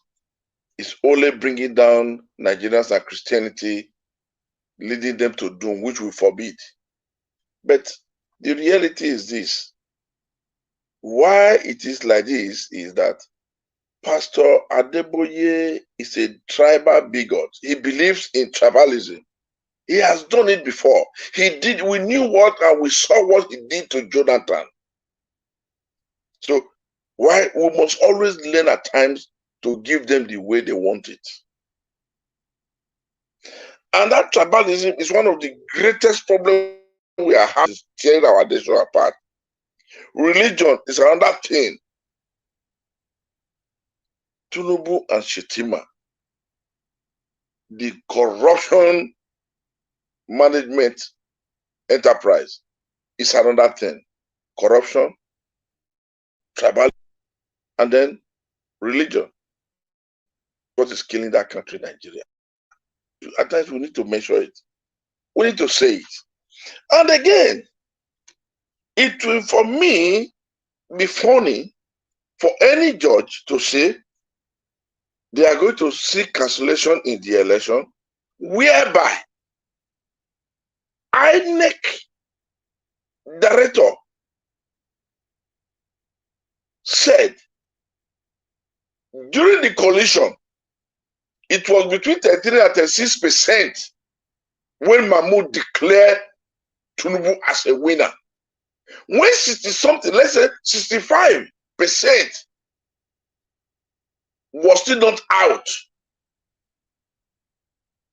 Gentlemen, the judges, if you are hearing, this is common. I mean, this is common sense. If after the remaining 65% came up, and in the tribunal now, it is seen that Obi had the highest number of votes, he should be declared winner. These are true justice, direct justice. No justice of fame and not justice of shame, justice of reality. Immediately, you now see what happened. Declare a presidential election with less than 35% results? Come on. Gentlemen, if nobody wants to say it, no matter how this tribunal ends up, you have to recommend the chairman of INEC for prosecution to face the justice. Because why? The law has never permitted him, and nowhere in Nigerian constitution states at the mid of results, you can now think and use your discretion to declare a winner. This is exactly what happened. So for that simple reason, I would say they should, in any form, not close their submission during judgment delivery without touching what should happen to the chairman of INEC. Otherwise, it will be a miscarriage of justice. Believe it or you leave it. And as judges, if you are listening, you should know the right thing to do.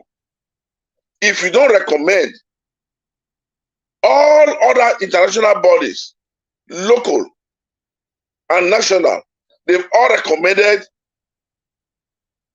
what happened, how the election was taken in a shambles. At the end of the day, you have to do the needful. The idea of anybody saying the judges will do this, no. You have to declare a winner and not even thinking of cancelling the election, because there is a difference between a cancelling of election and rerunning an election. If after 36%, it was based on 36%, glitches was not addressed. Based on the 36% we had now, the election was declared. Then tabulate what you have finally, okay, and let us hear the winner. Nigerians are no fools. We succeed in us. This is the truth. Thank you. And I will thank you very much. Thank you very much, Mr. Edwin. Thank you very much for your submission. Fortunately, everybody must keep to their minutes today. Let me go on the phone again. I'm sorry that I didn't keep to my promise that I'm going to take 5 panelists. Madam Amaomi, thanks for calling in. Good evening to you, ma'am. You have 2 minutes. Please talk to us. Okay, good evening, Mr. Niger. I greet all my panelists.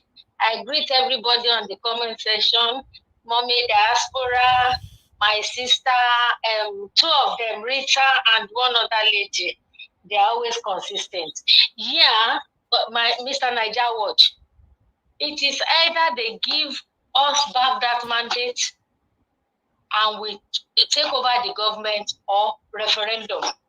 If they refuse to put that mandate down, we are going in for a referendum in Nigeria. That's the end of Nigeria. It is that mandate now or never. Mm-hmm. Please, no rerun. Okay. Obi won, everybody can see it clearly all over the world. He won that mandate. They should return it to him. Yes. Thank you. All obedience, we are going for referendum if they don't return that. That is all. Thank you, very ma'am. much. Thank you very much. Judiciary, now the year now. Funa lie, una go they think about it wrong. Now the year Funa love Nigeria. Make our country dey peaceful. And that one would be beg now. Meanwhile, let's move on to the next person. Let me quickly call on Mr. Chooks Obibweze. Before Mr. Chooks Obibweze, Oga Felix, are you there? Okay, Oga Felix, I'm sorry, I have to remove you. Sorry. Let somebody else come in. You know, this evening not be where the panel not be where we they sleep. You know, so a lot of people want to come in. Mr. Chooks Obibweze, please talk to us at 8 minutes. Thank you. Yeah, thank you, Mr. Elvis. Good evening, fellow panelists. Good evening, those watching us. Good evening, our comment section. Please like, share, and subscribe. Yeah, Mr. Edwin has done justice to what we're saying now. You know, there's no going back. The manner, you know, both INEC and the APC, Tinubu and Shetima ended their case tells us, you know, it is a game of no contest. You know, they didn't contest anything with us, you know, because most of us are waiting to, you know, hear what was the glitches, because for INEC to exonerate themselves from all these shenanigans, there's that window of opportunity for them to say, we had glitches, this is the glitches. Sorry, Nigerians, we didn't tell you before so that it will not cause a problem with the court cases. But right now, we are in court. We are saying this is the glitches. In that case, we would have understand them, you know. So I don't wanna say anything beyond the judges doing the right thing and doing the right thing. Mr. Chooks. Yeah. Are you teaching Mahmoud Yakub what to say? Please, I beg, don't no, that one no go fly. No. I mean, he has missed the opportunity. That's why I'm saying it. He gets what I'm trying to say. Mr. No. These guys are you know? fraudsters. So what we're expecting the judiciary now to do is to tabulate the results. INEC refused to bring it. So whatever we have there, you know, if they compare it with the other agents and it is the same, let them tabulate it and declare our principal the winner, because we knew he won the election, and that's why we never gave up. So to do this, I'm not saying the rerun is making me laugh, you know, because if you do a rerun, who is going to conduct the election? Because I'm not sure any Nigerian can withstand this present INEC. No. INEC will need to go overhaul, and not just going overhaul, that name, they need to change it because they are not independent at all. That name need to go. So the case of rerun, yeah, I know what people are saying about the rerun, that we need to prepare. Nigerians, I'm telling you now, do not allow these people to waste over 400 billion and telling us about rerun. It can never happen because it is going to cost you personally. I'm not talking about the one government is going to invest again. It is going to cost you and me personally. So anything to do with rerun, it's not on the card at all. Let us not even entertain it. And with anybody who says we cannot, because there's reasons why we cannot. It is not just, okay, are you telling me 400 billion that they use in running this election, if they put it, you know, as palliative right now that they took away the subsidy, the oil subsidy, are you telling me it's not going to benefit Nigerians? It's not going to do something? Now, let us be factual here. Subsidy is gone. So it is going to be very, very expensive to conduct election right now, both from the side of the government and from you and I as individuals. because that place you're gonna take transport to go. You know how much it's gonna cost. So let us not even. In fact, we need to add it to our hashtag. All eyes on these people. No rerun.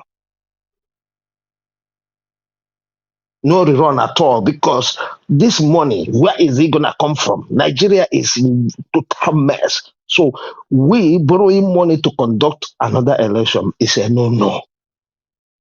They need to do the mathematics. They need to find out who won this election and give it to him. It is as simple as ABCD. Anything short of that, we Nigerians will not agree. So let us start now adding no rerun on that our eyes. Because what these people did today and yesterday, that's everybody what we need to know. Those who have been doubting, even the Aguadoists who have been doubting, they are nowhere to be found now. All their phones are switched off. I am telling you, those who live in abroad, all their phones are switched off now. They're no more answering phones. So let us continue with this heat. Let us let them know that we cannot go on anything called rerun. Thank you, Mr. Elvis. And I will exit so that I give other people a chance to, contribute. Yes, All right? God bless you, Mr. Truth of People. Thank you so much, sir. You've been with us since. Thank you. All right. Let me quickly move on to the next person, which is Give Us a Mandate. Give Us a Mandate. Thank you very much for joining us, and thanks for your patience. Your 8 minutes starts now, sir. Thank you very much, Mr. Elvis. Again, it's been a long day today. Yes, a long day, a long day of so joy much. and happiness. A long day of wonderful stories, wonderful news coming up. Good morning, good afternoon, good evening to you, listeners. Also, good night if you're about to go and sleep. Good night, people. Let's like and share, and then let's. Today, don't buy coffee for Mr. Elvis, so buy him champagne, buy wine for him. Well, I mean, what can we say? They couldn't buy me my wine, no. Wine. Now wine we coffee days out now buy for me. Okay. So since people are talking about Iran, the very first question is, now they brought up the case of drug baron. The question is, should a drug baron contest for a presidency? Forgery of results, should that person be on the ballot? Lying under oath, Ipejo, should he be on the ballot? Nigerians and the Naija Watch family, obedient family, all over the world. In Yoruba language, they said when you throw something up sometimes, maybe like 100 times, the same place it go land down. Tinubu, even if I'm not even considering anything wrong, Peter Obi won this. You won the election. The result in Rivers State, the result in Lagos, the result in Plateau, and then some other places where Peter Obi won the election, plus Abuja, Tinubu did not. He didn't get close to 25%. So we should not even go there.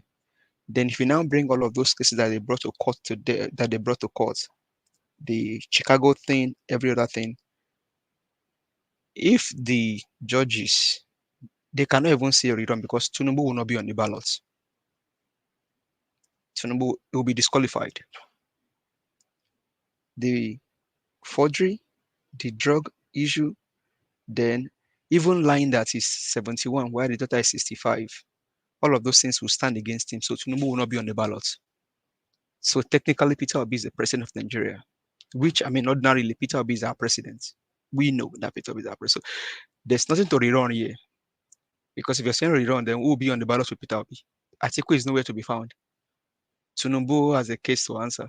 He's a drug peddler. He forged results. He lied under oath that he doesn't have dual citizenship. So if you bring all of those things in, he has already disqualified himself. So any which way is a big celebration for us. I'm just waiting on judiciary to declare Peter Obi as a winner without any. There can't be any rerun. Who is he going to run with? With the drug baron, or the man that forged certificate, or the man that lied, that perjure? So let's bring all of those into the table. I understand where Dr. Aruna is coming from, which is well good, but you can be saying that if you have a clean candidate like Peter Obi, Tinubu lied under oath, Tinubu perjure, Tinubu forged certificate, Tinubu is a drug baron. All of those things, the judges will look at it and say, hey, you know what, Oga, in the first place, you are not supposed to be on the ballot. But since Mahmoud Yakub, the fraudster, got money from you, he put you on the ballot. So on this second election, if you are to consider a second election, it will not be on the ballot. So for me, there's no case there. Peter Obi is our president. The judges should just maybe take today, tomorrow, and then decide and then quickly say, you know what, Peter Obi, we have looked at everything. We have looked from front and back, right and left, up and down, even in the sea. You are the president, because even the is this Sierra Leone now that even said that Peter Obi for Peter Obi and Almighty God, Nigeria would have been picking ashes now. But you know what? We don't want to even stress your guy anymore. You have tried enough. Take your mandate and go and sit in Aso Rock. So Nigerians, for me, nothing to rerun, because there will not be any. Tinubu cannot be on the ballot when it comes to a rerun. I don't know if you people think the way I'm thinking, but that's my own opinion. Tinubu will not be on the ballot, because the reason why Peter Obi, you are dealing with a smart man. The reason why he put all of those things on the prayers is to disqualify Tinubu. Is to disqualify him. Talk about the drug baron, talk about the perjure, talk about the forgery of certificate, NYC. He said he got exemption from NYC when they've not started giving exemption. That means Tinubu has been going to. Tinubu already was doing NYC before he even implemented NYC. You see, see, after this whole thing said and done, Peter Obi will be studied in Harvard. But if Nigeria wants to do it now, you now have to go and study Tinubu's family and see the trace of how criminals family, how they come to be.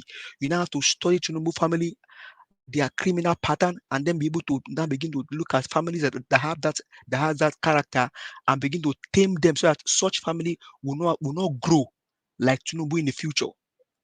After this whole thing said and done, we will now sit down and study Tinubu's family and say, okay, these people, how did they start? Okay, they started in Lagos. He became a governor. Fawayimi said it, we didn't pay attention to it.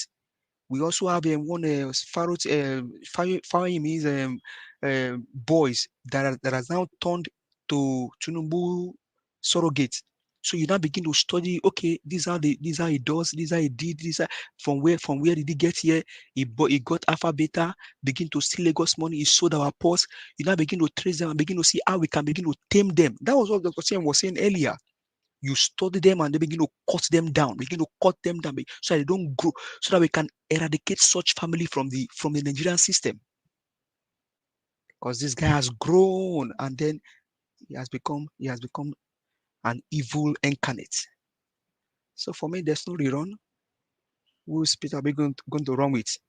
Run with the drug baron that should be disqualified in the first place? Mr. Elvis, thank you very much for that you do. All panelists, greetings to you. God bless you. Let's keep the fire burning. It is getting more clearer and clearer by the day. No rerun, because if there was going to be a rerun, Peter Obi will not put those things on the prayers, but to disqualify Tinubu, that was why we brought all of those things on our prayers. And I think my principal, His Excellency Peter Gregory Obi, the President of Federal Republic of Nigeria, GCFR, brilliant man, knows the reason why he have all of those things on the prayer. No rerun, because nobody is going to run with Peter Obi, because Atiku on his own Atiku is nowhere. He didn't give us our mandate. Give us our mandate, sir. Sorry, sir, to cut you in. I just want everybody to listen very well. The reason why there's always a rerun according to the constitution is that none of them get 25% in Abuja, which in this case, Peter Obi got his 25%. When nobody gets majority in the total vote, in the overall vote. And when nobody gets up to 24 states, that is where a rerun is called. So everybody should listen now. Let us start to play it as a song. Rerun is only on the ground. No 24 states, no 25% in Abuja, and no majority. I mean, no majority in the total number of votes. Yes, Now, Peter Obi has everything. So let them declare the winner. Simple as ABC. Everybody on the panel should listen. Take it and let it be a song from now on. Thank you. Yeah, I mean, Paiduin, thank you very much. I mean, that's another angle. I came from the angle of the fact that we brought those things on our prayers because we know that this guy should be disqualified in the first instance. So all of those things should, in case INEC did not look at them because we were blinded with money. Now Peter Obi said, my president brought you to the court and say, judges, he that must come to equity must come with a clean hand. See me, I went to UNN. From UNN, I've been to different schools. You can go and verify my results from my primary school to my if possible, doctor. You can go. You can go and verify. Peter Obi, he has every. You can go and verify Peter Obi's results. But now Tinubu that is contested, his first certificate is a drug baron, and I put all of those things on my. So ordinarily, in the first instance, Tinubu shouldn't have contested for that election because he was not qualified. So where you now also came from, sir, is 25% of Abuja. Peter Obi has it, and then also have 25% on 25 from 25 to 24 states of the country. So no rerun, no hashtag, no rerun. Peter Obi won the election. Thank you, Mr. Elvis. Thank you. Okay, let me give you guys more understanding on this now. I would like to read this article right here so that we all can have a better view on this. Right. Let's read from here. Let's talk about the 25%. Thank you, Mr. Edwin, for that interjection earlier on with my brother. Give us a mandate. Give us a mandate. You be with me this morning. God bless you. Thank you for your energy. I appreciate you all. Please press on the like button, of people. Press on the like button and help us to share. Let me quickly take this. It provides that where any of the candidates fail to attain the highest number of the total votes cast and 25% of the votes cast in at least 2/3 of the state or the federation and the federal capital territory, no candidate shall be deemed elected as the president. The Independent National Electoral Commission is then compelled to conduct another election within 7 days of the announcement of the result of the election.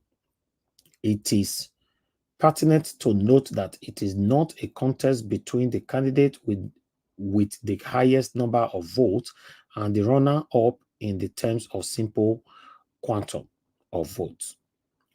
The contest is between the candidates who are leading by the vote and spread but fail to satisfy the constitutional requirements. An illustration for the purpose of ascertaining the requirement of a spread is required.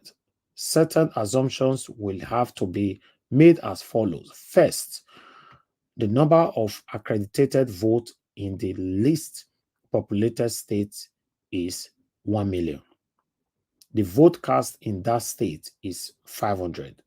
On that proposition, the minimum number of votes required to satisfy the constitutional spread requirement is 125 of the vote cast, representing 25% of the vote cast in that state. Assume further that the party scores of 30 million votes in 10 states and scores no other vote in any other state or the federation, or scores less than the constitutional requirement. On that other hand, Party B and scores 8 million votes across 15 states of the federation. You can listen, again, falling short of the constitutional requirement in other states. Finally, Party C scores 6 million votes spread across just 20 states. None of the parties has satisfied the constitutional rights. Party A, which has a majority of the vote, does not have the minimum spread. The Constitution prescribed the category of those eligible to engage in the rerun election as the candidate having the majority of votes in the highest number of states in the federation. Simply put, in preference is accorded to the candidate having the greatest number of votes spread across the maximum number of states in the country. In the scenario given above, the contest will be between Party B and C. The number of states being the ultimate deciding factor, however, were amongst the contestants for the runner-up position.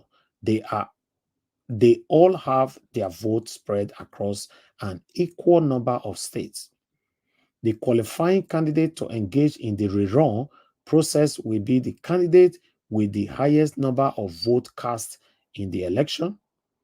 The twist to this run-up scenario is that priority is given to the candidate who has a greater spread in terms of the number of states where he has secured the highest number of votes.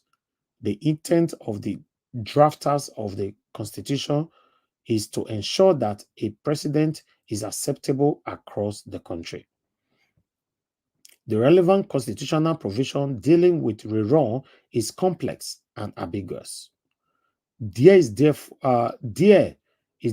a compelling alternative argument suggesting that the party scoring the overall highest number of votes cast is guaranteed a rerun. The fact that the number of votes cast for such a party is from a limited number of states, far less than 24 states, becomes irrelevant in our example above. That will be the Party A. In effect, Party A, having secured a comfortable right to participate in the rerun, there is then a need to ascertain which of the other contendants ought to engage Party A. The qualifying criteria to ascertain this opponent is prescribed by the Constitution. It is the party within the highest number of votes in the maximum number of states. So, relying on the analog above Party C, who has in a totality a quantum of vote less than that of the parties A and B, may yet be the party that will engage A in the rerun.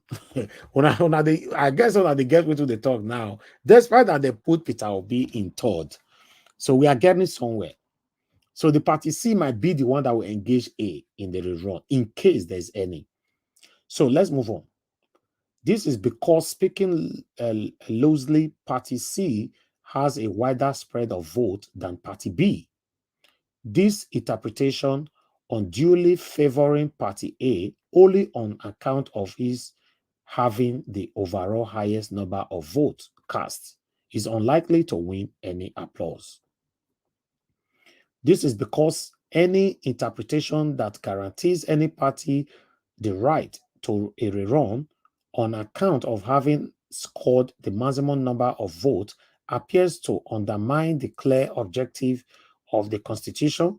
The discernible objective is that each candidate ought to demonstrate acceptability across the country by securing votes accordingly. The rerun and the possibility of a further rerun upon the conduct of the first rerun election, the candidate that scores the highest number of votes cast and scores 25% of the vote cast at the election in at least 2/3 of the states of the Federation and Federal Capital Territory shall be deemed duly elected as President of the Federal Republic of Nigeria. Hey God. Now Constitution talk what they read for now. So now Constitution not be me. You know, so make I read that part again in case we are not getting. The rerun and possibility of further rerun. Upon the conduct of the first rerun election, the candidate that secures the highest number of votes cast and scores 25% of vote cast at the election in at least 2/3 of the states of the Federation and the Federal Capital Territory shall be deemed duly elected as the President of the Federal Republic of Nigeria. That said, where the two candidates for a rerun still failed to secure 25% of the vote cast in at least two-thirds of the state in the Federation and the Federal Capital Territory, Section 134(5) of the Constitution further provides that another or a second rerun election shall be conducted between both candidates within 7 days of the announcement of the result of the election held. However, this second rerun election will then be decided by the highest number of votes cast according to the criteria for success at the second rerun, unlike the first rerun. Is a simple majority of the votes cast in favor of any of the candidates. Notwithstanding, the opinion polls suggested a keen contest. It is unlikely that each of the leading contestants will fail to satisfy the minimum criteria of securing 25% of the vote in at least 24 states. Still, there remains a possibility of a rerun, so its impact must be considered, as well as economic consequences of such an exercise. I'm almost done. The economic implication of a rerun, there is no doubt that a possible rerun will have great financial implications on not just the Commission, but the economic at large. The Commission's budget for the 2023 presidential election at 355 billion naira account for a significant percentage of the overall budget, almost 400 billion naira they use in conducting 2025 presidential election. However, what is not clear is whether the current budget accommodates a possible rerun. That's true. I wanted to ask this before. That 400 billion where they spend, so is the money for a rerun, if possible, is inside that money? Yes, Mr. Elvis. Yes, sir. Yes, it's part of a rerun. Okay, INEC has already printed the ballot for a second rerun, okay. for a Okay, rerun. good. So it's part of it. Thank But you very much. Mr. Elvis and Mr. No, Jonathan. let me finish this paper, beg. May everybody Okay. just hold on. Let me finish it so that we can, and might not forget where I did. Let me finish this law. Read also 2023 election, the electoral institution, and the rest of us. Where it does not, will the Commission request for a supplementary budget in the event of a rerun with fund allocated to other heads of the budget be used to finance the rerun? These are questions that ought to be immediately addressed, since a rerun must take place within 7 days of the date of announcing the result of the election. Conclusion. As noted earlier, the unpredictability of the 2023 presidential election is largely due to the decamping of both Mr. Peter Obi and Mr. Rabiu Kwankwaso from the People's Democratic Party. This has led to the explosive obedience and movement of blah, blah, blah, blah, blah. Okay, I think all I needed there is done. But with what I've read here, you know, this one is, it means that a rerun is no longer possible according to the submission here, what I'm seeing. But in case, for me, I don't know, in case for any reason it's possible, Mr. Peter Obi should be the first priority.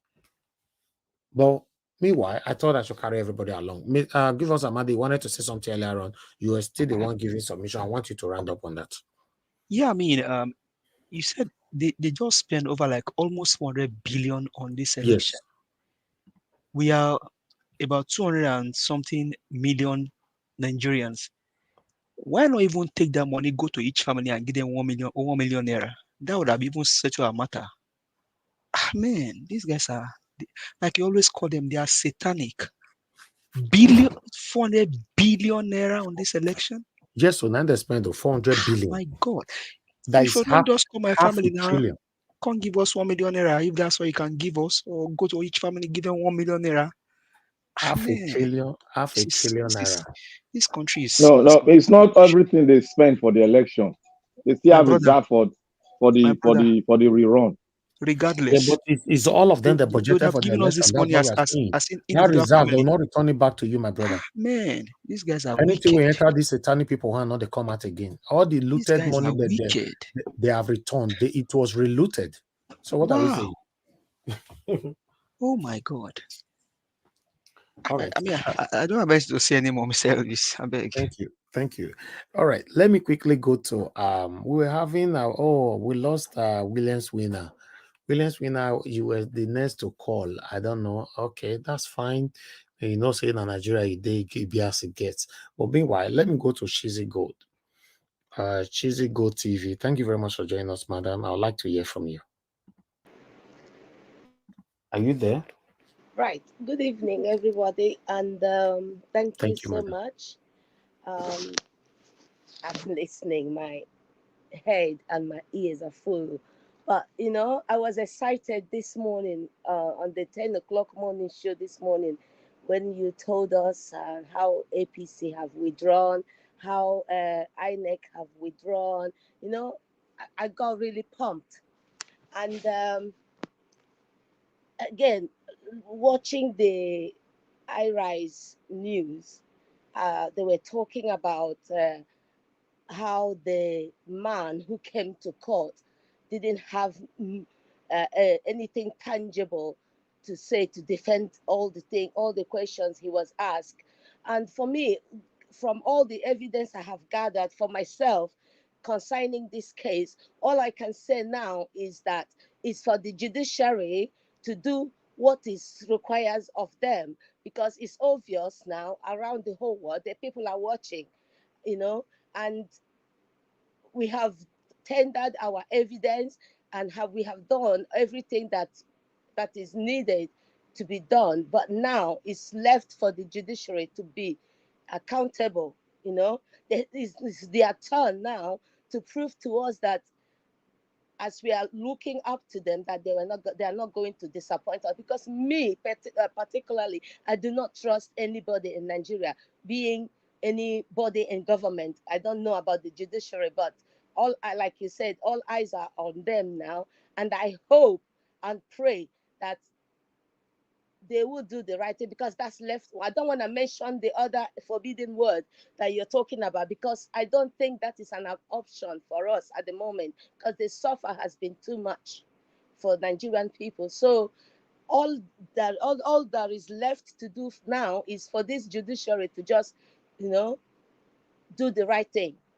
And I've been waiting this long to say it, and that's what I have to say. I'm disappointed. I'm shocked from all the whole thing that is happening.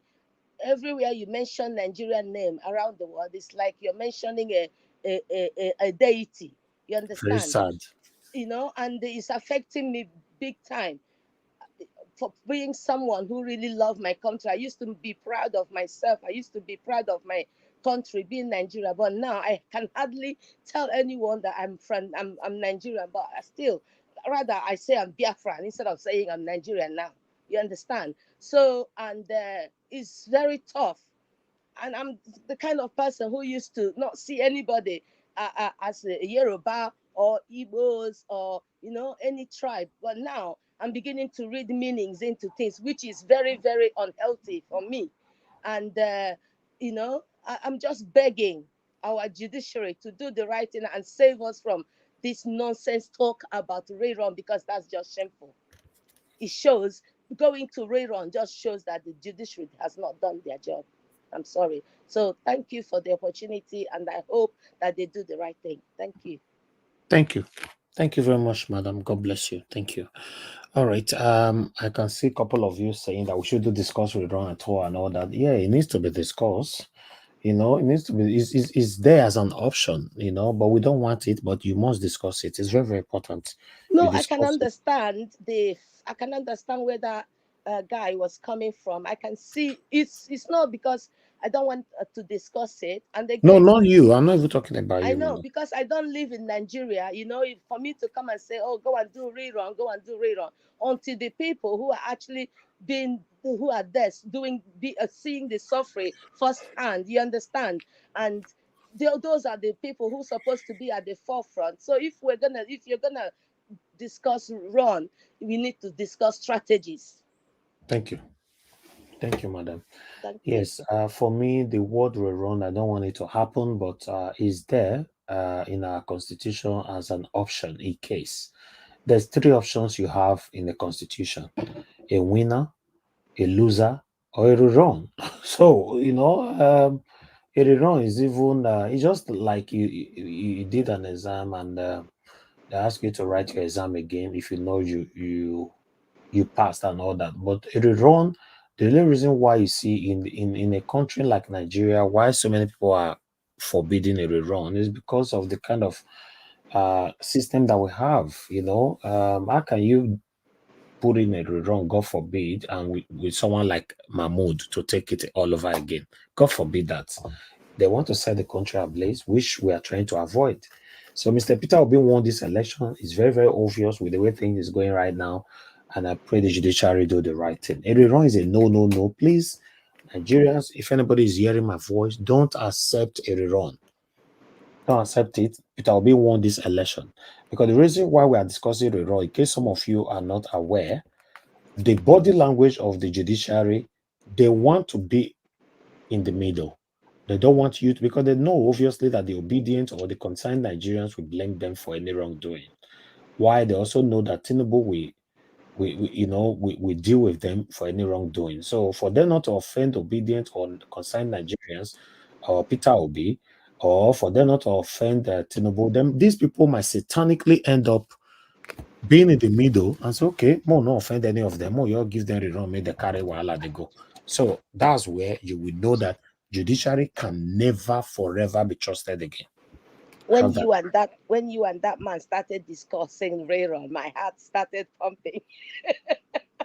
Yeah, we have to bring it on. I was like, this is what could happen, These people might decide to go through that, Yeah, because that's the body language that these people might end up doing. Because as far as we are concerned, for me, I've never trusted our judiciary ever. I don't trust them. I can never. Yeah, So many Nigerians don't trust these people. So and that's gonna be the issues of Nigeria trying to come out to do a rerun. You see, that's only the time. problem. Thank you, madam. Thank you. The only time that I can trust this judiciary now is for them to do the right thing. Once they fail this time, that means in the next 100 years, nobody will ever trust them again, forever and ever. Because we never trusted you people before anyway. So this is the time for you to restore your name. Judiciary, if you are listening to us, we never trusted you. No Nigerians, in case, don't be deceived. No Nigerian trust you. In fact, even the people that you work in their favor, if they pay you, you pass judgment in their favor, they don't also trust you. The way they pay you, they're also watching you with one eye. So nobody trusts you. So this is the time for you to restore your name. Judiciary, do the right thing. Just do the right thing. If because I don't trust my judiciary. A country where some people is above the law, a country where some people have judiciary in their pockets. So this is the time for judiciary to do the right thing. That's why we are saying judiciary is on trial. So let me move on. Somebody was calling in earlier on. Let me see if we can. Let me pick one call and come back to the panel again quickly. Lady Deborah, no, we cannot really talk to you right now. I'm sorry, you don't have talk since, let me pick another person's call because we are working with time. Hello, yeah, good evening to you. You called severally. So your name and where you're calling from. Turn down your device, please. Yeah, it's already done, Mr. Elvis. Talk to us. What's your name? Where you calling from? Ograyo Biadacha, speaking from Denmark. Talk to us, sir. We can't hear you anymore, sir. We can't hear you. No, you have lost your audio. No, sir. We can't hear you anymore. We cannot hear you anymore, sir. The way you were talking from beginning, you have lost your What audio. is up? Okay, you are back now. Talk to us. Oh, God. All right. Let me try it again for the last time. Hello, sir. Hello, Mr. Nigerian Watch. Niger Watch. You are good now. Go ahead. Talk to us. Go ahead. 2 minutes. All right. All right. Listen, what I want to say, see, nothing like going into Iran. You are an European citizen, right? You know what it takes to get a passport in your pocket. You know what it takes to withdraw the passport. I'm just giving you a proverb. This election is consulted with Europeans and the whole Western world put together. So before you are talking about Iran, you have to start it again. If something is going to take up to another 1 year, and there will not be a sitting president to consult that from the way he's going. So the judiciary cannot mess up, because as it stands now, the judiciary is handling the whole world. The whole world judiciary is what they are handling now. Any mistake they make there, it will affect all of them. That's why timing it, the barrister Andrew, who lead the European election observer, came out to prove them wrong, so they cannot mess up. Because if they messed up, it will affect the European Parliament. Okay, thank Are you. you getting what is going on there? Yes, sir. Yeah, so nothing like Iran. The judiciary is a must that they must only do the right thing. Thank The thing is hold them on the neck, and they cannot swallow it. Exactly. That's the condition they are. Exactly. God bless you, man. God bless you, sir. Thank you very much. Iran is no, because like I said before, judiciary, you have never be trusted. Nobody trusts you. Don't be deceived. Our Nigerians who normally go into law school and all that, they know why they are going to law school. Once they get there, they already know their trust is gone, even though you are good. But once you join that category, nobody trusts you anymore. You know, judiciary, nobody trusts you. In case you don't know, I'm telling you now, nobody trusts you in Nigeria, including the people you are working in their favor. They don't trust you. Okay, let me ask you guys a question. If you have an higher assassin that is working for you, will you trust that higher assassin around your life or around the life of your children? No, that's how it works. You get person where they take people life and they work for you. Man, you speech they talk. Person where they take people life for you and they do that work for you. Will you yourself trust yourself around the same person? That is it. So judiciary, if you know you'll be collecting money from people all this while, nobody, even the people where they pay you, not trust you. They pay you to do the job because they know you are corrupt. They don't trust you.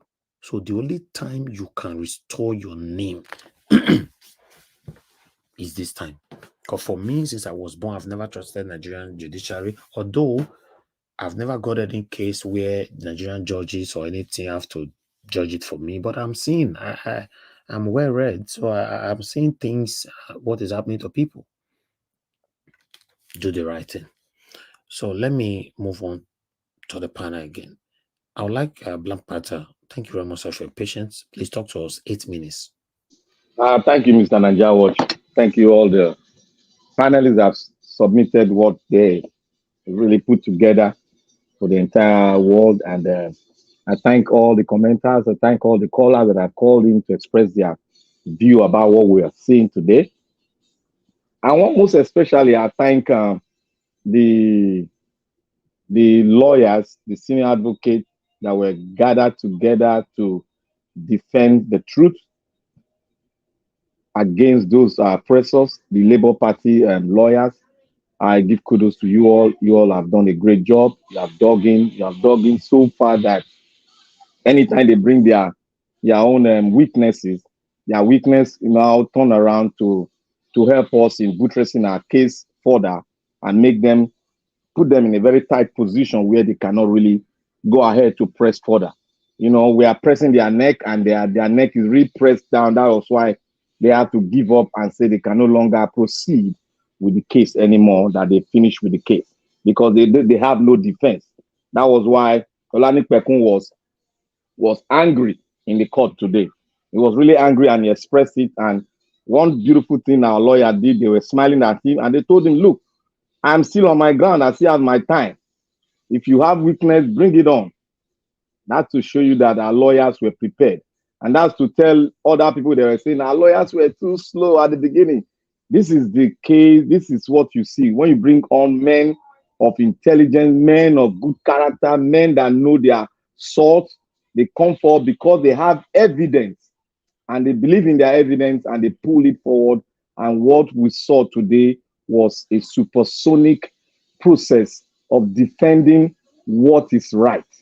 And I thank God, and I thank most especially Peter Obi for going ahead before time, before the tide comes. He went ahead before the tide, and he prepared himself. He prepared himself because he knows them. And that is an example for us all to emulate, to always prepare ahead of the tide coming our way. So I want to say something here. I want to land it ground. There is not going to be any rerun. Take that clear. There's not going to be any rerun. Because what is in the front of the judges, it's not that somebody there was a tie. No. Or it's not that, oh, I have one. No. It's not that they said, oh, this guy did something and that. No. It's a case of my vote were taken from me, and this is my vote. Even in the IRF, this is my vote. Calculate that vote.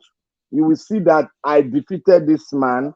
Inclusive, he does not have all the requirements to become. And the process which they use to make him sit where he is today, that process was illegal, was not well done, and it's illegal. So therefore, there is no room for rerun. And you cannot make a rerun with Commander-in-Chief of the armed forces, persons that have been already on the seat. You cannot make a rerun. You either do your judgment, or you only make a rerun when they say this is a president-elect and he has not been already sworn in. Now he's the president. He's no longer a candidate. He's a president and commander-in-chief of the armed forces. People should get this right. The Constitution is there to guide us. And a rerun is done within 7 days. There are 2 reruns. Within 7 days, INEC will prepare for a rerun. But INEC declared the winner. And that declaration is subject to scrutiny. That was why I said the INEC, our laws are a problem. Our laws are against us.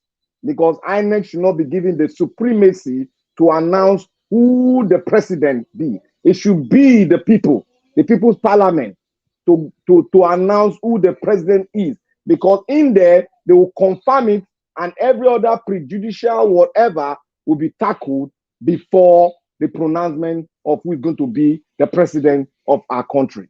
That is it. That's to tell you that we have a problem.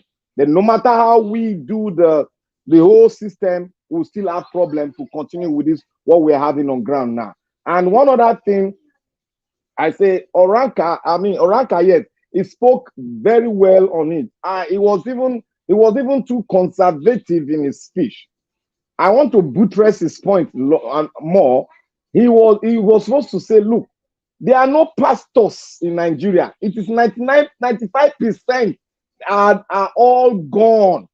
The remaining 5% are those one line above that are doing the great wall of going to the land, tilling the land, and bringing forth harvest.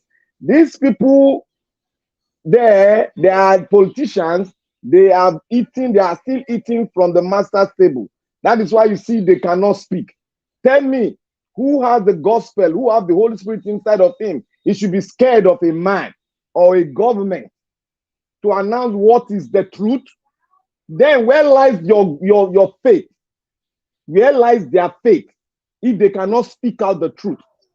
There's nothing like being politically right when it comes to be in religion. There's nothing like politically right.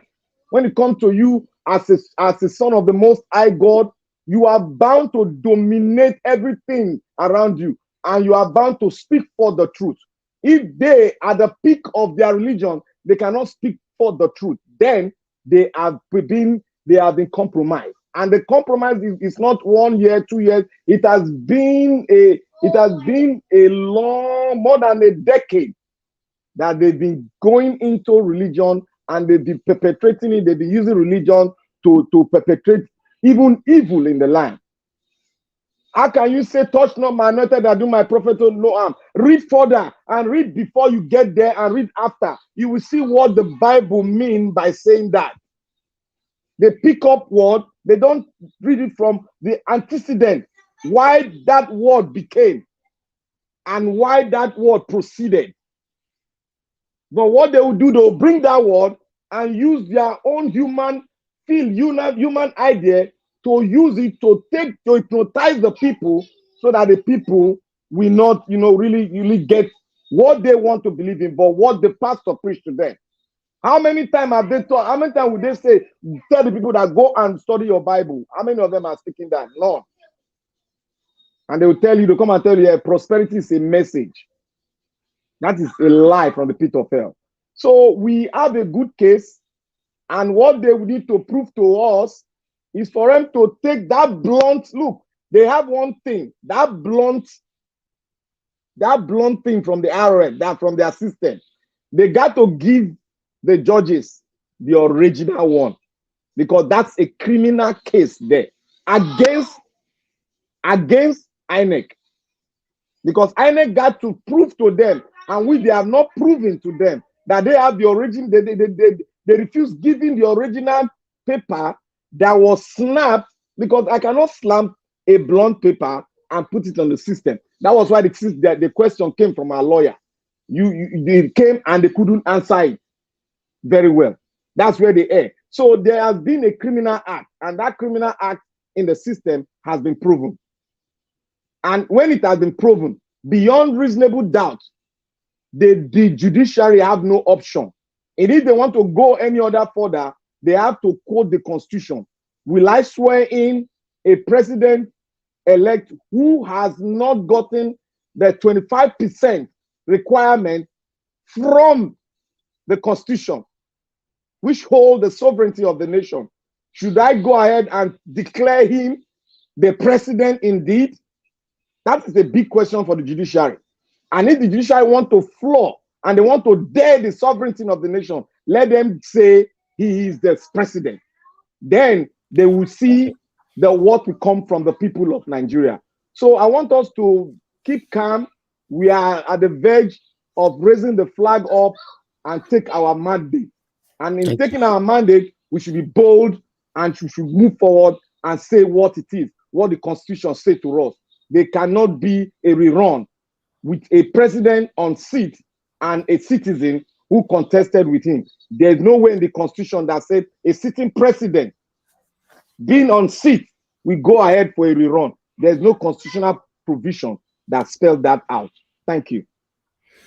Thank you. Thank you, Black Panther, and God bless you, sir. Thank you for that submission and understanding. I believe many people might get it clearer right now. So, yeah, some people, you are still surprised, or you just waking up.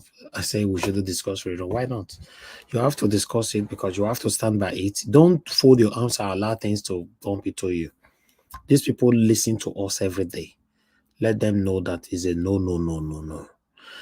All right, let me quickly move on to the next person. Mr. Jonathan Kingsley, thank you very much for joining us, sir. I appreciate you. Please talk to us.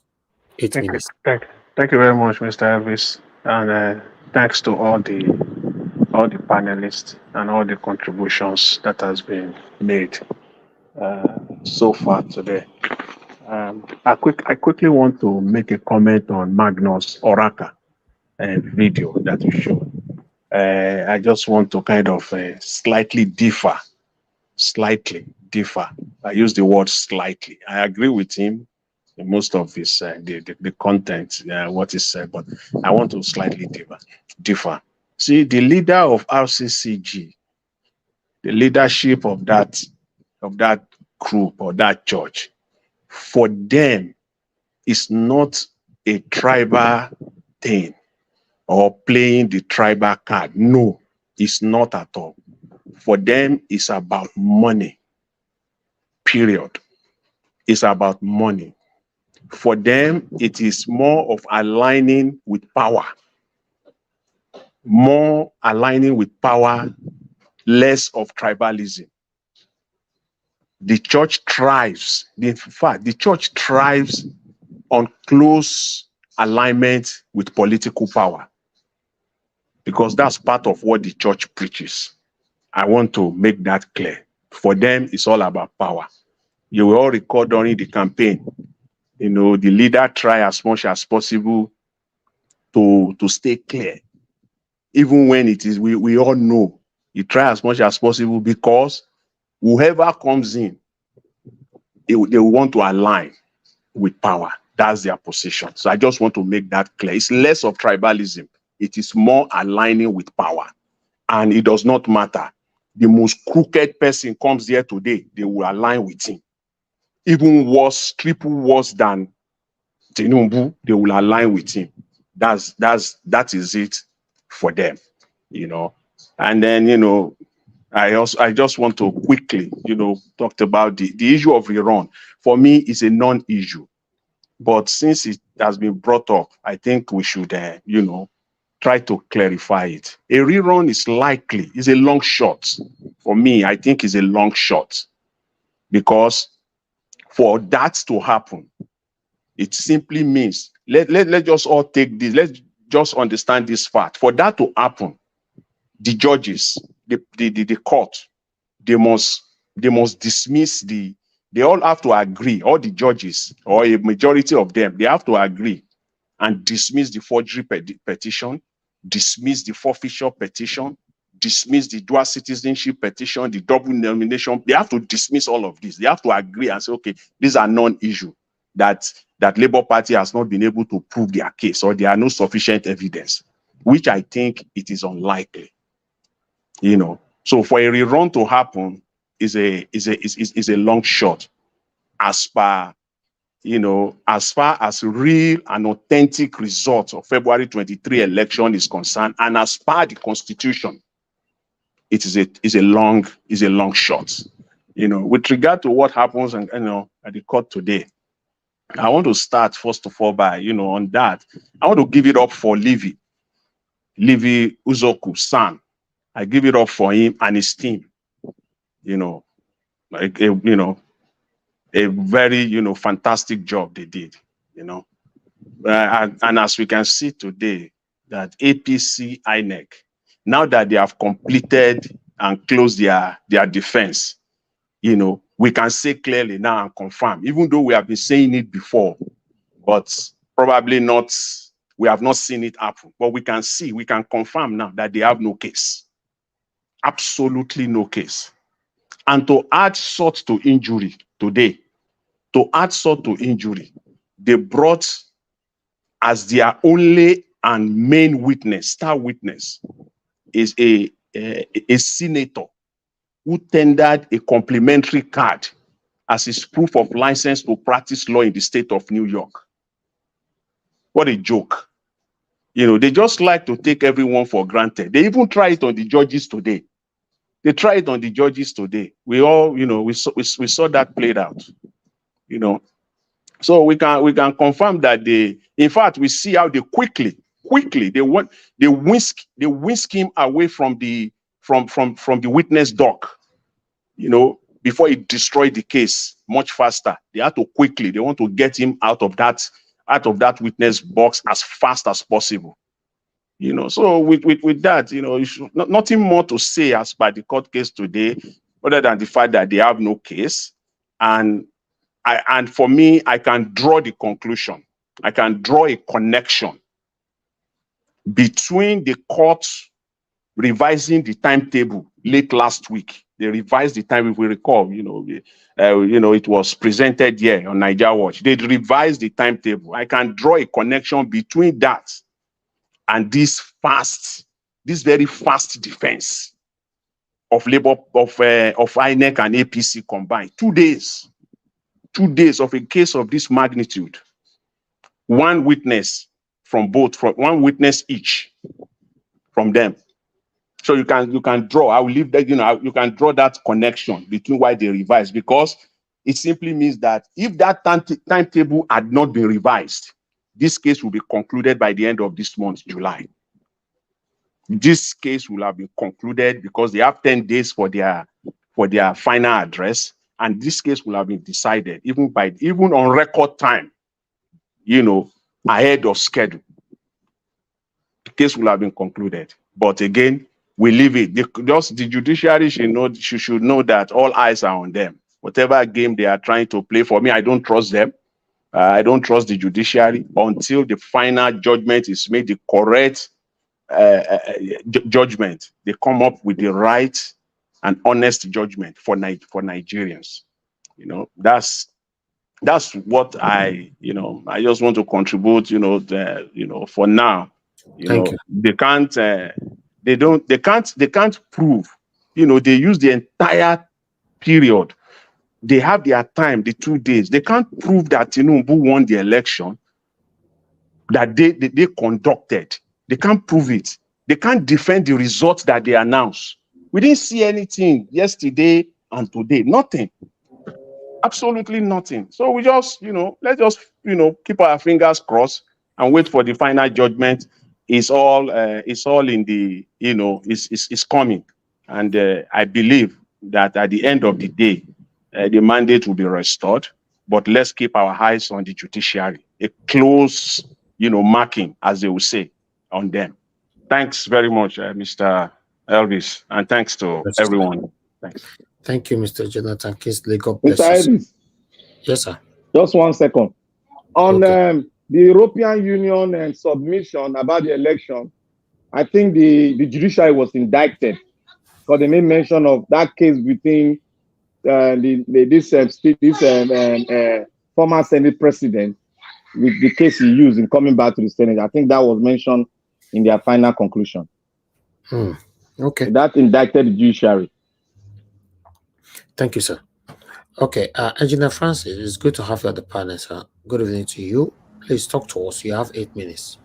Good evening, Niger Watch. Good evening, Mr. Elvis, and good evening, my good Nigerian people. Please, I've been listening. I do not wish that we even bring up this rerun situation, because there's nothing in the Constitution that makes this case now qualify for a rerun. But let me start by saying this to the justices. Lady Justice is a woman blindfolded with a sword to administer justice and a scale to weigh between right and wrong. That is the person you guys are representing. Please blindfold yourselves now, especially now that the Tinubu and APC team has given you every weapon you need. What they basically did today, because they are senior advocates, you don't expect them to come and say nothing. So what they said in many words is, as we say in the US here, they throw themselves at the mercy of the court because they don't have any defense. They don't know what to bring. So they have thrown themselves at the mercy of the court. Now, you, the court, you have to put your blindfold. Do not look at anybody in the face. And when you determine this case, please remember this. All those boxes, especially that, how much was it, 18,000 or something, blurred result sheets, make sure that you determine what is supposed to be in there. That's why you are the law. And you have the law enforcement behind you, the police, and the police has a copy of all those ones. in fact, I'm glad that the case is ending this soon, because that will give you enough time to get all the police departments everywhere that sent officers to those 18,000 something send for that information and get the real results. And if you want, I have a collation software I will donate to you to use to get it together. They can just from their police stations enter the thing, and it will help you add the whole thing up. So please, and then if he has paid you guys off, well, what his attorneys did has let you off the hook, because his attorneys are supposed to throw a bunch of everything up in the air so that you can grab one of them and use it to justify the money you've been paid. But in this case, where they didn't throw anything for you to grab, they've let you off the hook. You have to blindfold yourself now and be on the side of justice. I don't know why or how you guys are going to do it, but it looks like this whole thing will rest this week, and then maybe next week for closing arguments. That gives you even enough time. Like I just said, if you want the collation software that will help you guys put it together, I have one that I wrote. And you guys can definitely get all the police stations to input their own information. If you are police Mr. A, and you were at polling booth 1, that result sheet that you got, you just log in and enter it, and that's it. It will do all the collation for you. So I don't know why we are, it's like this ignorance is really beginning to be painful to some of the professionals that know much better. And especially being a Nigerian, and you cannot even raise your face or your head up in the crowd, because they know, hey, you know what could have helped your country or what can help your country, but why are they doing this? And you let the buffoons be the ones that are making the decisions. Fine, they have made the decisions, but please, I'm appealing to all you justices in this appellate court or this tribunal, please do not slap us in the face anymore, especially now that they have thrown in the towel and thrown themselves at the mercy of the court. Good, administer justice.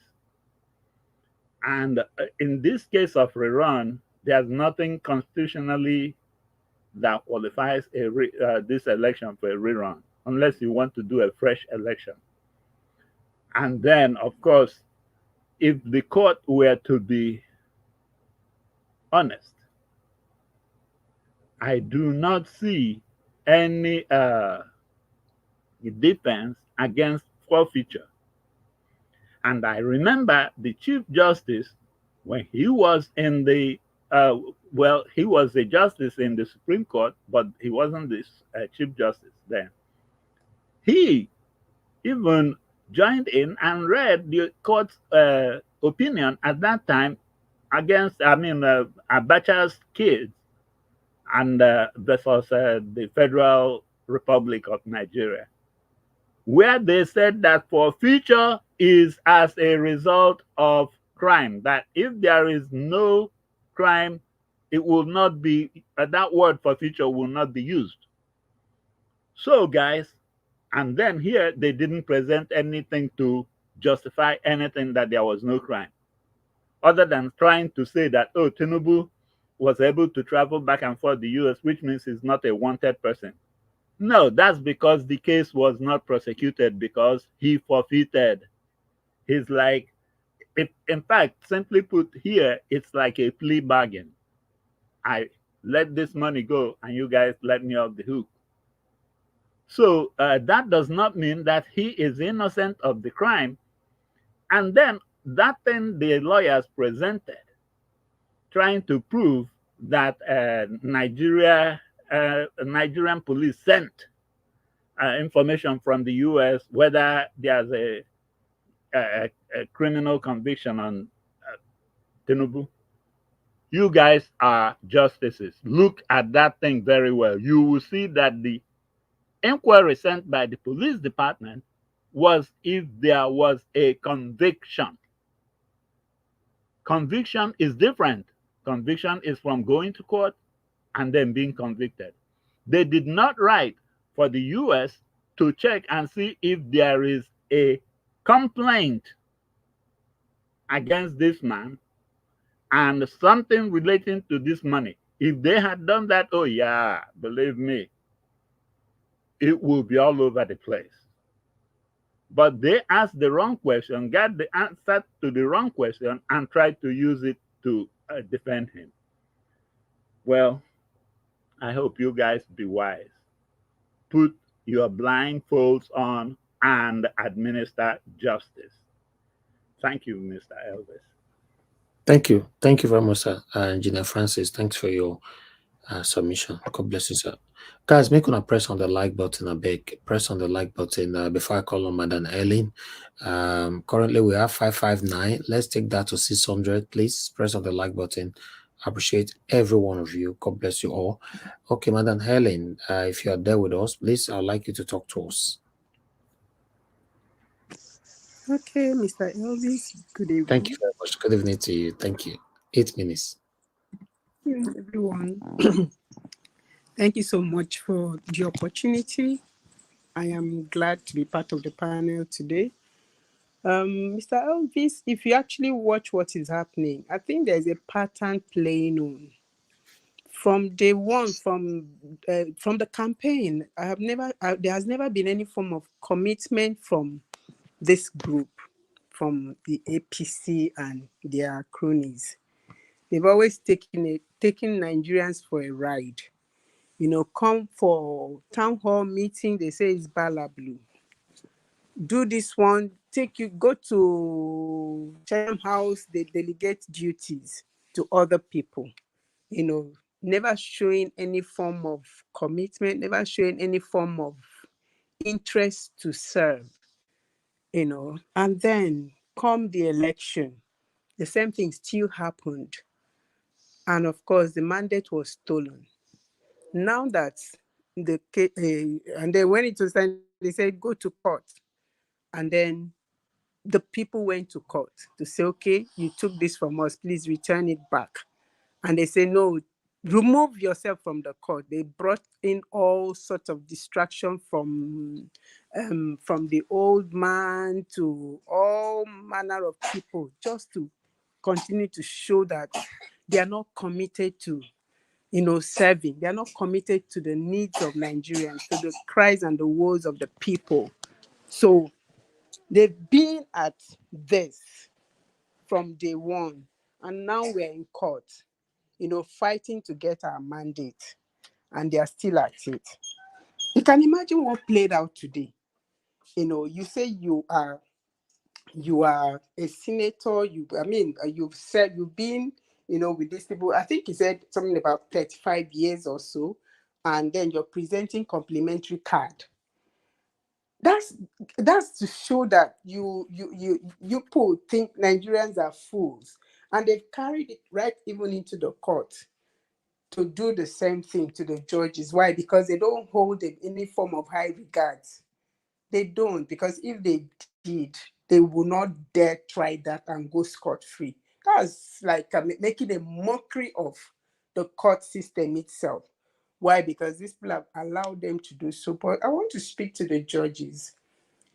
Nigeria is watching. Nigerians are watching. But just know that it's not only Nigerians that are watching. The entire world is watching. See the way they are celebrating. Celebrating our principal, Mr. Peter Obi. Why? Because he stands on the side of truth. On the side of truth. And he keeps saying, go and verify.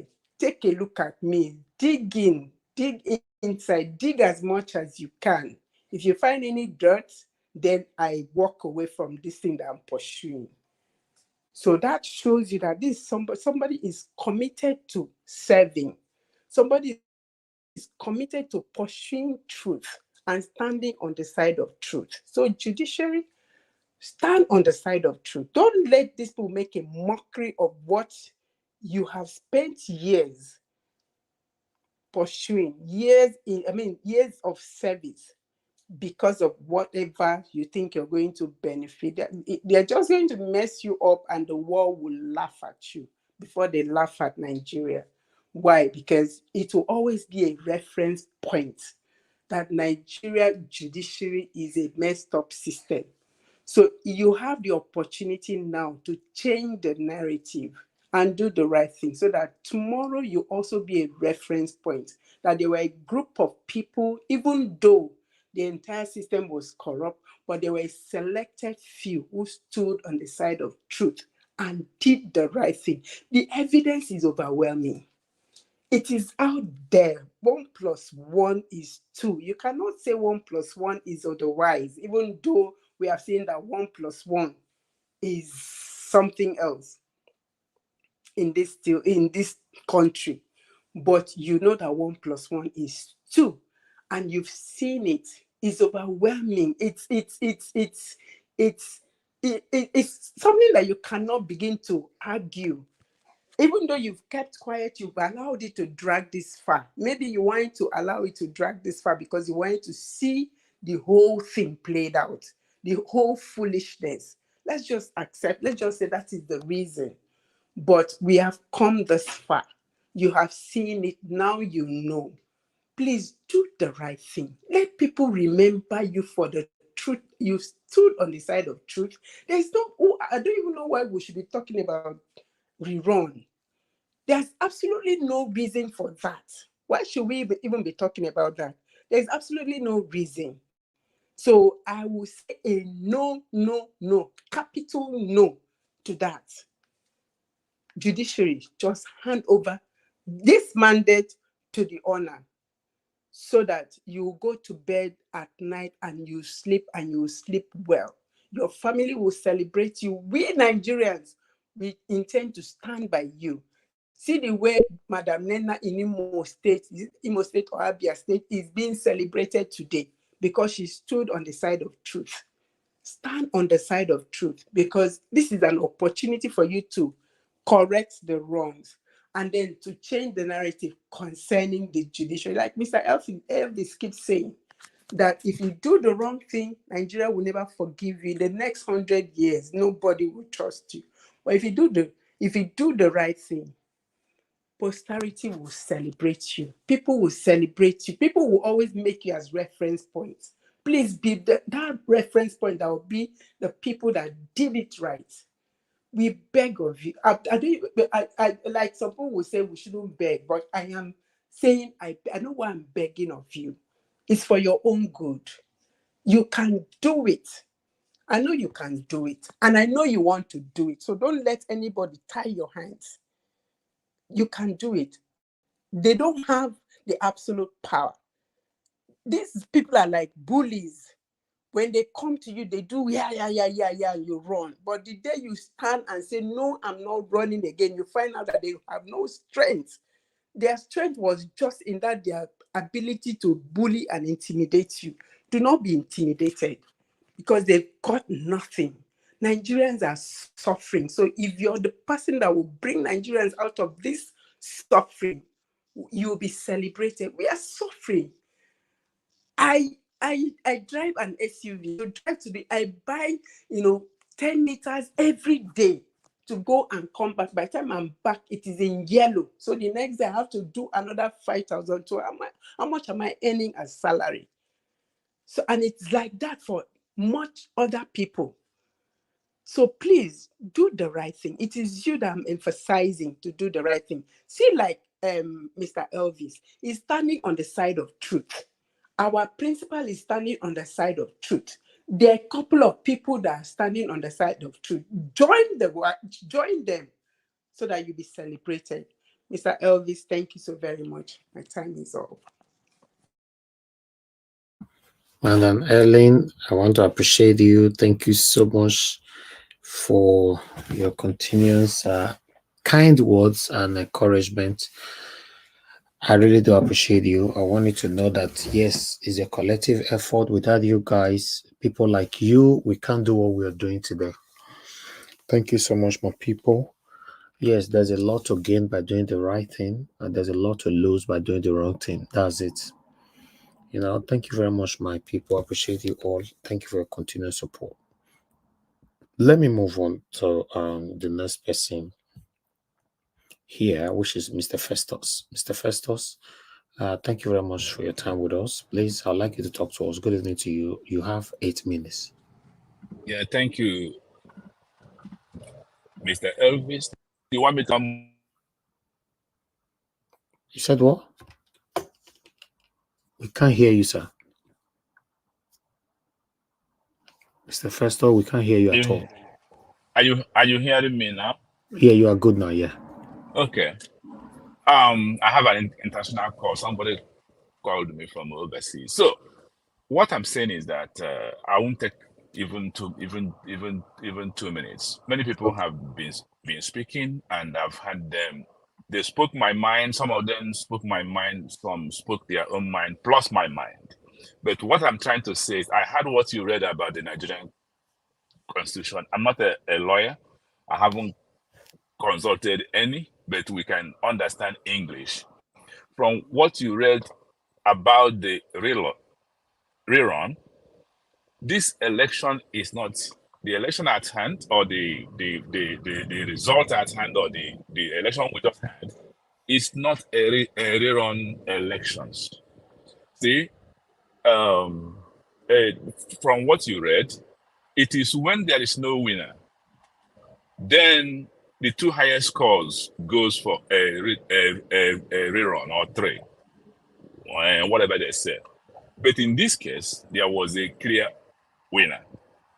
Obi won, and the vote was suppressed and given to, and somebody else was declared a winner. From what you read, I didn't hear when somebody stole an election. Two people stole an election is very clear. So it's not a rerun issue. What the court have to do, if they want to do the right thing, everybody knows, even the lawyers don't trust the Nigerian judiciary, not because they are not trained, but because they have taken for a long time the way of perverting the justice. If they want to do the right thing, the evidence is there. I'm not a lawyer, but from what I have been reading and seeing on the ground, I can judge that case within an hour. You wouldn't take Nigeria and all this time and money and waste of manpower. Within 30 minutes, that case can be judged. And these guys have closed their case with no submission, with no defense. So what are we waiting for? The only thing is, the judiciary have to do the right thing. The clear will be the winner. He won clearly. The whole world saw it. Observers saw it. But there are things they will not write there, because it's an internal affair. It's an internal affair.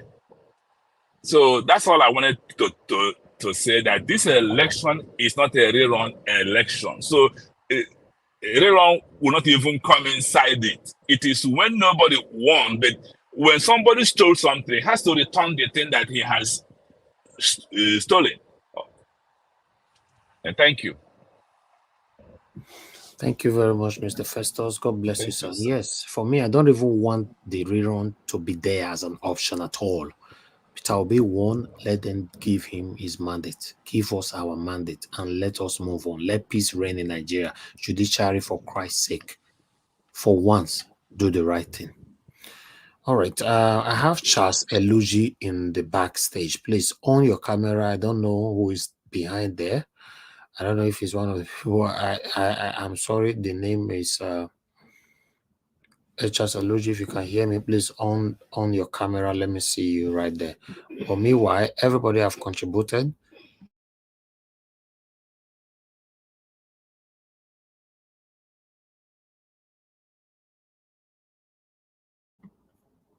All right.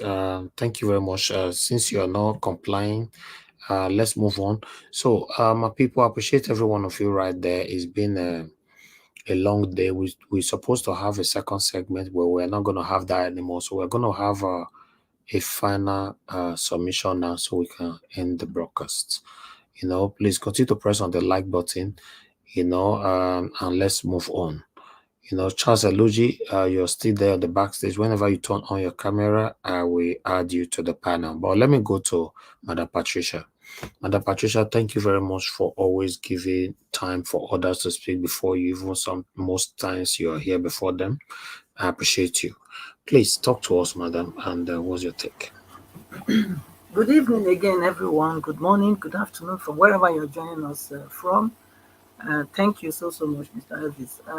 Please, Niger Watch family, let's take the likes to 600 at least, so that at least that would be our grateful, sign of our grateful hearts to all that Mr. Elvis is doing for us. Press the like button, is important. Thank you. And of course, Mommy Diaspora, good evening. Thank you so much for all you do for us. And admirable panelists.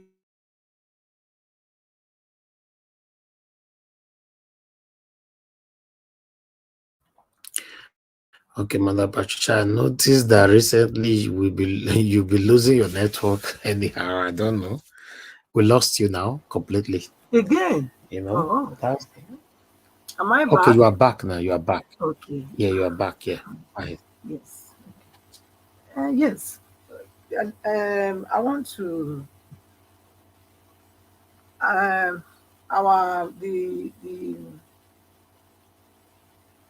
Mr. Dr. Aaron Agaro.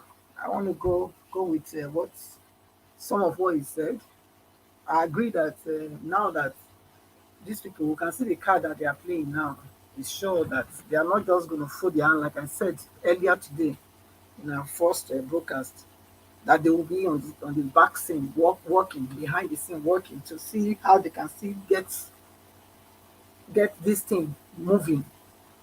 That they are back off now. It's not that they have conceded defeat, but they are working somewhere, and we must put them on their toes. We must make sure our eyes are on them everywhere they are going. Follow them everywhere they are going, so that we will not be taken unaware the second time, because that was what happened the last time. Everybody believed that everything was going to go well, and somehow people were lose guard, and before we know it, Mahmoud did what he did, the abracadabra that he did on us, 4 a.m. in the morning. I felt it that day when Dino Milan was charging there to tell this man what he was doing was wrong. And he stooped down with his head, and he was doing what he was doing. That day, if I was close to him, I was going to make sure I give him a very dirty one. Because I knew that this man was... Then he hasn't even done it. He hasn't even declared him the president-elect yet at that time, the winner. He hasn't declared him. It was that first night I knew this man was headed somewhere, because when Dino Melai was telling him he should hold on with the proceed, to stop the counting, because you are not showing us on screen. That's why we have all the monitors in the hall. Yet you are not showing it to us. You are holding papers to be announcing result to us. Stop it. He refused. So it was clear. And I don't think they are backed up. So we too will not back up. We just have to keep pressing, putting them on the spotlight. Make sure that the mandate stolen must be given to who the mandate is due. We didn't give it to them. We didn't vote for Tinubu. It is Obi we vote for as Nigerians, and Obi we must have. Obi we must have. Yes, it's either by fire or by force. Anyhow, we must have Obi. Tinubu is not my president. So, Tinubu is not the president of Nigeria. It doesn't matter who has pronounced him president. He must leave that place. It is clear now that the mandate is not his. So he should leave. and let him go back to his house in Bodilon in Lagos. Let him go and enjoy the last few months or years that he has in peace instead of this one that he wants to do like this. So I want to agree with him that we should prepare. Yes, we should prepare, even though we know um, everything is going to work together for good, but we still prepare. It's not because we don't have faith. We should prepare. Let's prepare ourselves for any eventuality, because when you prepare for any eventuality, you are ready for all the weather. Anyhow they come out, let us face them. Remember our principle. He said, if they come by air, we'll take them by air. If they come by land, by sea, anyhow they come. So let's be prepared. Yes, truly, this election is not supposed to have any rerun, because Mr. Obi and Dante Baba Ahmed, they won this election, you know, very in a landslide. That's how it was. But these people that we are dealing with, yes, that's the problem. And then the judiciary, do the needful, because you want your names. I don't know, maybe your desire is for you to be in the history book of the people that has money, that had wings, that flew away, and there are people that got healed money that will end the destruction. I don't know. Maybe you are that type, but I want to believe you are not, because a good name is better than a bad name, and especially like my sister said before, Helen. We are still remembering Mother Oti today, the professor who, against all odds, stood her ground. Against all threats, she stood her ground and said she's gonna do the right thing because she has children. She has children. That's what she said. First, because of who she is as a pastor, and then secondly, because of her children, her posterity. What about you? Well, don't you have children? You have children. So the same thing. And she was, she was also a woman. But you guys, so there are women among you now. And even you men, don't you have children? You have children too. Or you want to live for your posterity? Is it a broken Nigeria? Is it a Nigeria that doesn't work? Or a Nigeria that your children will be proud to say that it was my father and my mother that took the decision to turn this ship called Nigeria from not hitting the rock and sinking completely? How do you want to be described? So the ball is in your court. Do the needful. There is no need for a rerun, because Mr. Peter and Dati Baba Ahmed, they won this election. So you guys should do the needful. You should not be afraid.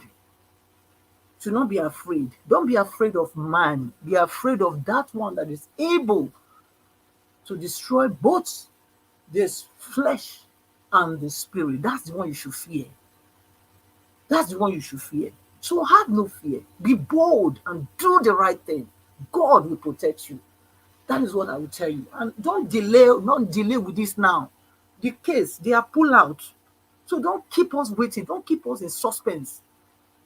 Everything presented in court already is enough for you to take a decision. Even today, that very moment today, you could have done it, because you have everything.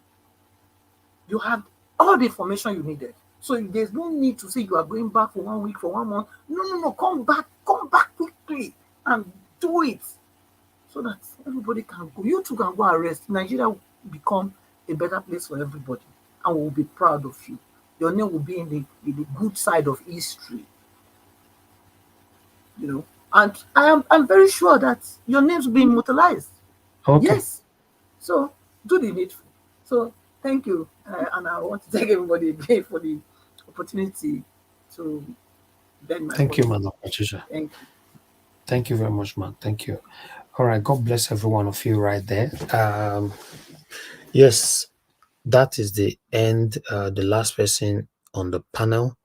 Yes, I'd like us to have a final submission. If you are not available, don't worry. If I call you when you didn't answer, that's fine. I'll just move on. It's a roundup submission right now. So let me just go to. I'd like to start with Mama H.O. Mama H.O., are you there?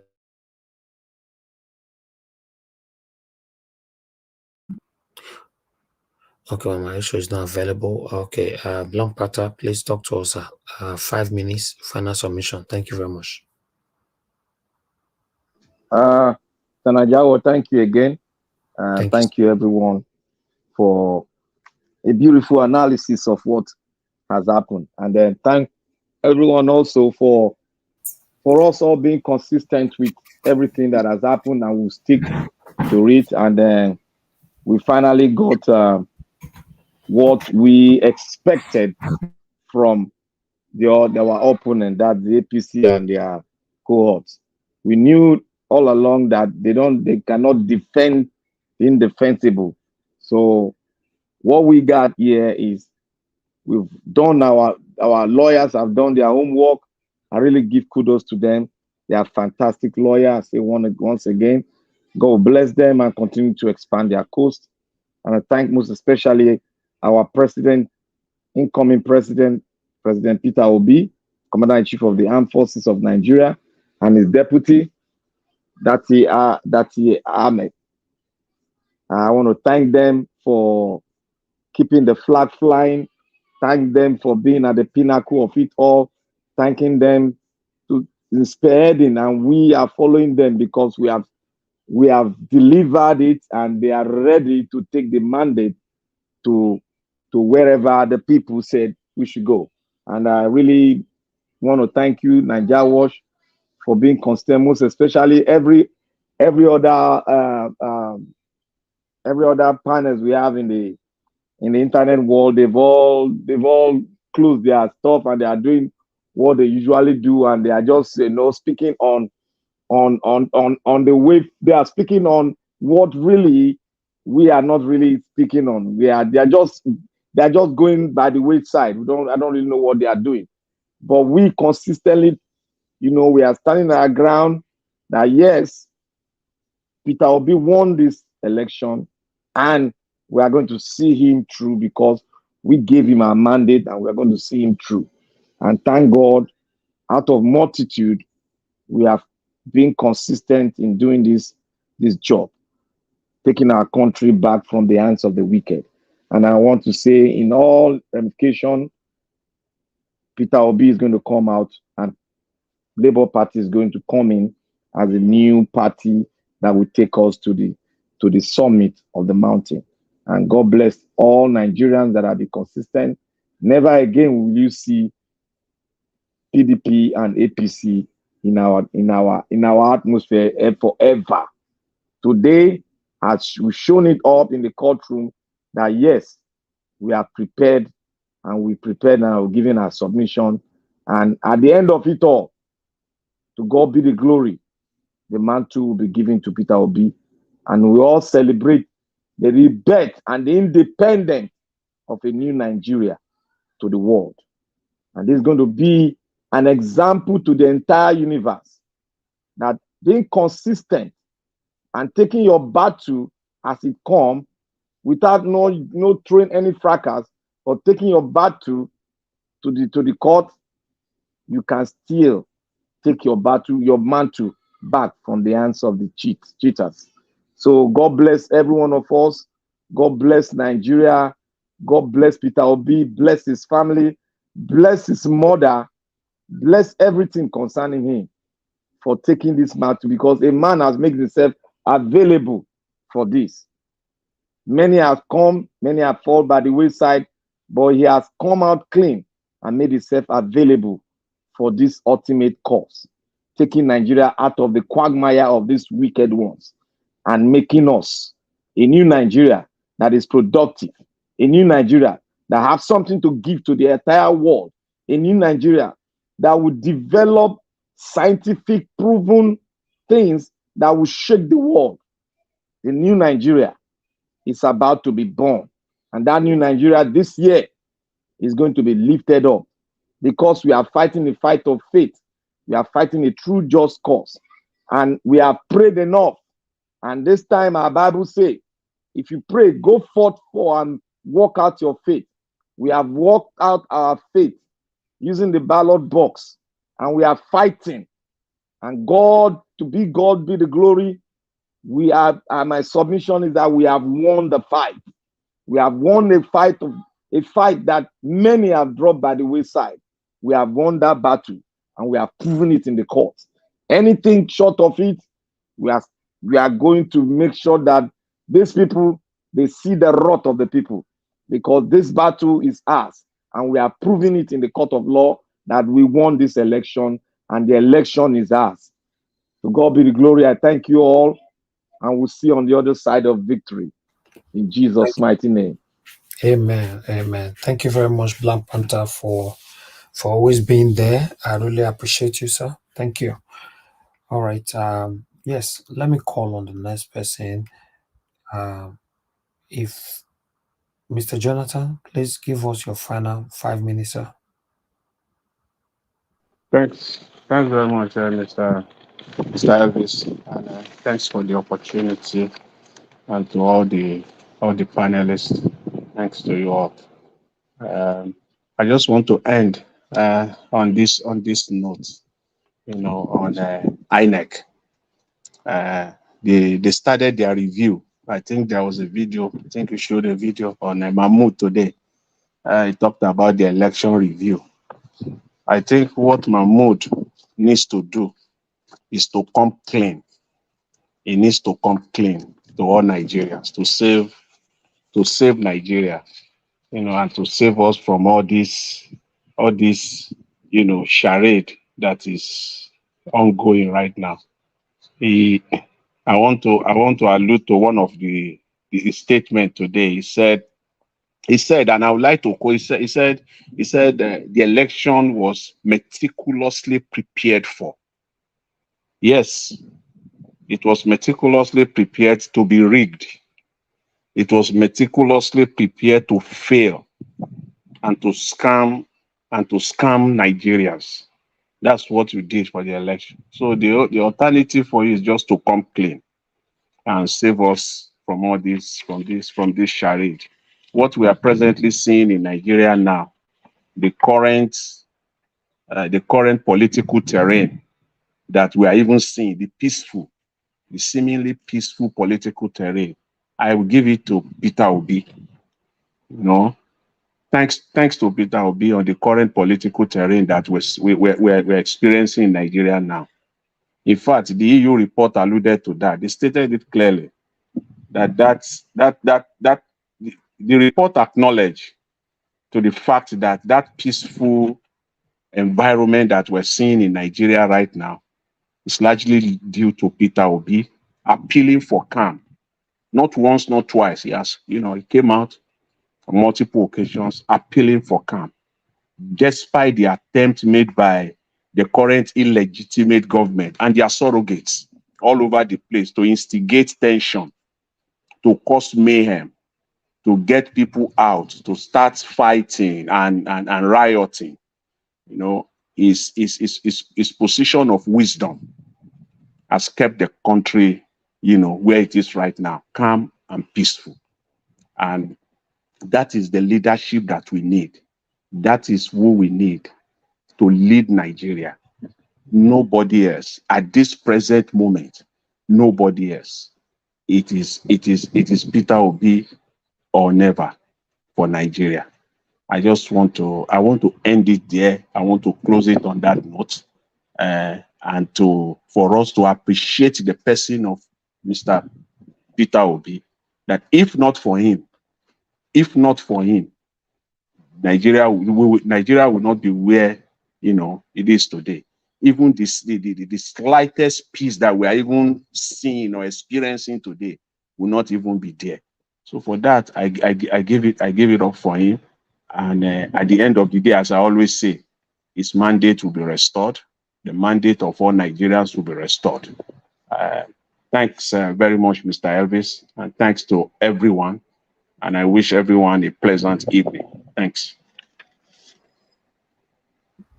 Thank you, sir. Thank you very much for your submission. Okay, let me go to Engineer Francis. Please give us your last 5 minutes, sir. Thank you. Thank you very much, and thank you, guys. And please, let's keep on pushing. Let's not relent. My final submission I will go back to the courts. And I will address the justices. Your Honors, there is a situation here where it's like a catch-22. Damn if you do, damn if you don't. Good. Kick that can down the road. Kick it to the Supreme Court, but kick it to them with honesty and let them be the final arbiter. What I mean is, at your disposal right now, you have the Nigerian police with copies that are legible, that can be seen, of these result sheets that are in contest. No matter how you come up with your decision in this case, I would really like to read the details. And please, do not think all Nigerians are idiots. When you write whatever your led you to your decision in this case, make sure that you give me a good idea that you read and you saw, that you even examined those 18,000 blood results and all those things. Make sure you mention it in your decision and let me read and see how you came to whatever decision you were coming to. Don't just write a one sentence decision and it will be all. Please show us that we are paying you, because you are being paid by us. So show us that you read and you saw every one bit of those evidences that were brought in your court in boxes or bins. But what I will advise you to help you is this. In order to kick the can down the road to the Supreme Court and have your sanity, please get the police to collate the results from the copies that they took. Get the law enforcement into it. You are the law. You are the one that says go and arrest. They should. You say go and kill. They will, excuse me, but go and buy somebody. They will do. So please send them. Just tell them whatever ward, whatever local government, let them add up those results. That is to give you a very good idea so your conscience will not flog you for the rest of your life. Let them do that, and then you will now have at your disposal the real truth. And like I said, when you come up with your decision or judgment, I would like to read that decision, how you came to it. So make sure you address all those pieces of evidence brought before you. That's why I'm thanking God also that you are going to have enough time, because these people have thrown themselves at the mercy of the court. They don't have any witnesses. They don't have anything to grab on. So they had a one-day presentation, and that gives you more time. So please make sure you go through each and every one of those evidences that you have admitted. And make sure you make me know that you did by writing whatever it is you got from it when you make your decision. Don't think all Nigerians are idiots that we don't read. We want to know how you came to a certain decision based on the fact that we know that you did see that evidence. Those blood result sheets, don't let it go like that. Don't just give me a one sentence mention of them. No. Give me details. In fact, even refer to maybe one or two from one or two wards or local government areas that you show me that you saw it. And then whatever decision you come up with, if it's the truth, God will bless you. If it's not the truth, you have a place in hell. Thank you very much. Thank you, sir. Thank you very much for your submission, sir. Thank you. Madam Ellen, please, give us your final submission. Thank you. Okay, Mr. Elvis, thank you once again. Thank you, fellow panelists. Thank you, everyone in the comment section. Mommy Diaspora, thank you for all that you do. Mr. Elvis, you're the star here. Thank you. Okay, I will just say nothing. I don't really have much to say apart from the fact that Nigeria has come a long way. We've been kept in the dark for too long. But I thank God that people like you have been able to put us in the right direction and shown us the right way, the right things to do, the right demands to make. Because all this while, I believe we wanted something, but we didn't know how to go about, getting it. Thank God for social media. Thank God for people like you who take advantage of it to show people the right way to demand for a new Nigeria. We demand for a new Nigeria because we have someone who can give us truly a new Nigeria, someone who can point us to the right direction, someone who can put us in the right, for the world to see that we have the potential to be world power. And true, Nigeria has the potential because Nigeria is a country that God blessed with all everything that you can think of. Is it human power we have? What don't we have? It's just that what we don't have right now are the right people, with the right mindset.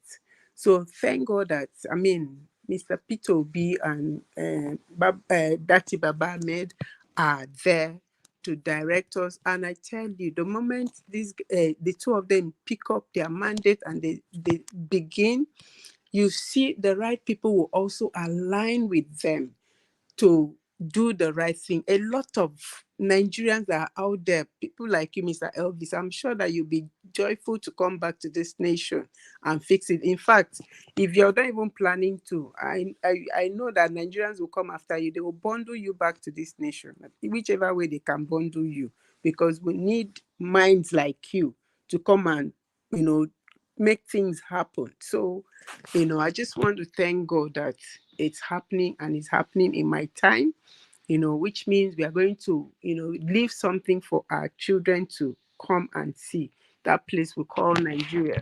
Because with these people, I don't know if maybe one day we'll just wake up and be told that we are Chinese. God forbid, but I just want to thank God for what is happening. A lot of times things happen for that which you had dreamt of to come true. So I believe that not too long from now, we are getting our mandate and we are going to be celebrating. It's actually a celebration season for us, a joyful season for us. So thank you, Mr. Elvis. Thank you, everyone, and good night. Thank you for staying this long. God bless you. Thank you, madam. God bless you too. I appreciate you. Thank you. All right, Cheesy Go TV, thank you very much for still being here with us. Please give us your final submission. Okay, let's assume you're not there. You're not available right now. All right. I am. Okay, you are here. Okay, Sorry, good. I was talking on mute. Okay, thank you. Yeah, I'm kind of starting to fall asleep. So, right. I'm glad that all these secrets that we didn't know before that is coming out now, that we have opportunity to learn about them. Like the thing you just read. If you didn't read them, believe me, people like me that have no idea about politics will never go and look it up, if you know what I mean. But so now I know, and it's prompted me to now to go read some certain things, document that I think that is important for my own education and for my own for me to learn more about the constitution of my own country and the way things are done. And this your channel is an eye opener for me. And I thank you so much for someone like you who are encouraging more Nigerians, more youth to rise up and demand for their rights. So thank you so much for that opportunity that you have given this young generation, because you have given them hope. in Nigeria, most at times when things happen, we don't want to say our mind because people are afraid. Once you open your mouth, like they say, if you talk, you die. If you not talk, you die. So let's talk and die. So that's where in me I am at the moment. So that's why I'm pushing myself now to make my voice here because I'm still a Nigerian. So if it's better for Nigeria today, it is better for me. Even me, this abroad, it don't suit me anymore. I want to go home, if you understand. So if Nigeria is not better, I can never plan to go home and I can never go home. So please, thank you for doing what you're doing. I appreciate it so much. And God will give you the strength. And like we are gonna demand for our mandate, and Peter Obi will definitely get his mandate back. So we are not doing for no rerun. Like we said, we don't accept it, and we will not, and we will never accept it because it's not our portion to suffer and continue to suffer. So thank you so much for this opportunity this evening, and I will keep on coming online to support because this is what I like. I find I like people who do the things you do. So yeah, I'm definitely gonna be around for a while. Thank you so much, and good night for everyone who's Thank you. listening. Thank you, madam. We are very happy to have you here with us. Thank you very much. God bless you. And my regard to your wonderful husband as well. Thank Tell you so him we much. appreciate him so much. Thank you. Thank you. Good night. Good night. Good night. Okay, Peggy Modi, thank you very much for the super chat. May God bless you. I really do appreciate this. Thank you very much, madam. Thank you. All right. Let me. Okay, I think that is all right now. For everyone, my people. It's been a long day. Thank you. We've been on air since 9 a.m. in the morning. It's not easy. So I'll ask for permission for me to go have some rest. As you all know, once again, all cases have been closed. So we are waiting now for petitioner address and all that. Let me quickly take you guys through it again for you to know what we're talking about here. Yes, because the next stage now is this one that you have right there on the screen. So all cases have been closed. All cases that are supposed to go all the way till on the 17th of July is done. So now we are waiting for petitions, respondent's address, petitioner address, and adoption of address, and we wait for the pending judgment. So judgment, like I said before, from the beginning of this broadcast, judgment should be latest the way things is going right now because it's moving very, very fast at this moment. So judgment should be before Friday next week. There should be judgment. Yeah. So I want to thank you all. I appreciate every one of you that have been praying for me, thanking me and all, encouraging me, supporting me financially, supporting me directly or indirectly, joining the panel, calling in, sharing our videos, liking our videos, joining the comment section, making it booming, and all of you, all our spectators, want to say thank you. But one thing I want you guys to understand is that without you guys, I cannot do it. I will continue to remind you of that. All our subscribers, our new subscribers, God bless you all. Thank you very much. Without you all, everybody needs each other in life to grow. That's why we are behind Mr. Peter Obi today. Yes, I want us to get that right. Everybody needs each other's in life to grow. We are behind Mr. Peter Obi today. He didn't pay anybody, and you all are behind Mr. Peter Obi indirectly or directly. You're also behind me. You see, we need each other. That's why we shouldn't hate ourselves. We cannot guarantee each other that we will not quarrel. But if you quarrel and you've been called to it, just beg for forgiveness. That word "I'm sorry" is the biggest thing that have destroyed so many families, so many relationships, friendship, industries, so many things in life. That word "I'm sorry" is very, very heavy for some people. But when you have the ability to accommodate that word, I don't think you have problem with so many people. So let's love ourselves. Let's care for ourselves. Unity is what we need in Nigeria. If we can have that, that would be very brilliant. But for us to have unity, for us to love ourselves, we need to get the number one seat right. With this kind of people that is ruling us right now, we are not going anywhere. We're not going anywhere. Nigeria is not moving well. But meanwhile, let me take this call. I don't supposed to take call anymore. Lady Deborah, thanks for calling in. Please, you have only 1 minute, man. 1 minute. Please talk to us. Thank you. Yeah, thank you for picking my call. I just wanted to quickly round up by saying it was pathetic listening to Yakub Mahmoud earlier on, for him to sit there and saying all those things when he should be the one that should be questioned, because he knows he didn't even follow his own the law. So he should one of the people that should be questioned and arrested, not him probing other people. And regarding the rerun, I don't support that as well, because if INEC, the same INEC that has failed in every aspect, cannot conduct another election, and it takes a lot to start conducting elections. So I don't see how that is a possibility. If the court is going to bring that up, then that means they are not ready, because it takes a lot money and it takes time to be able to plan an election. So I don't see how that is going to be possible.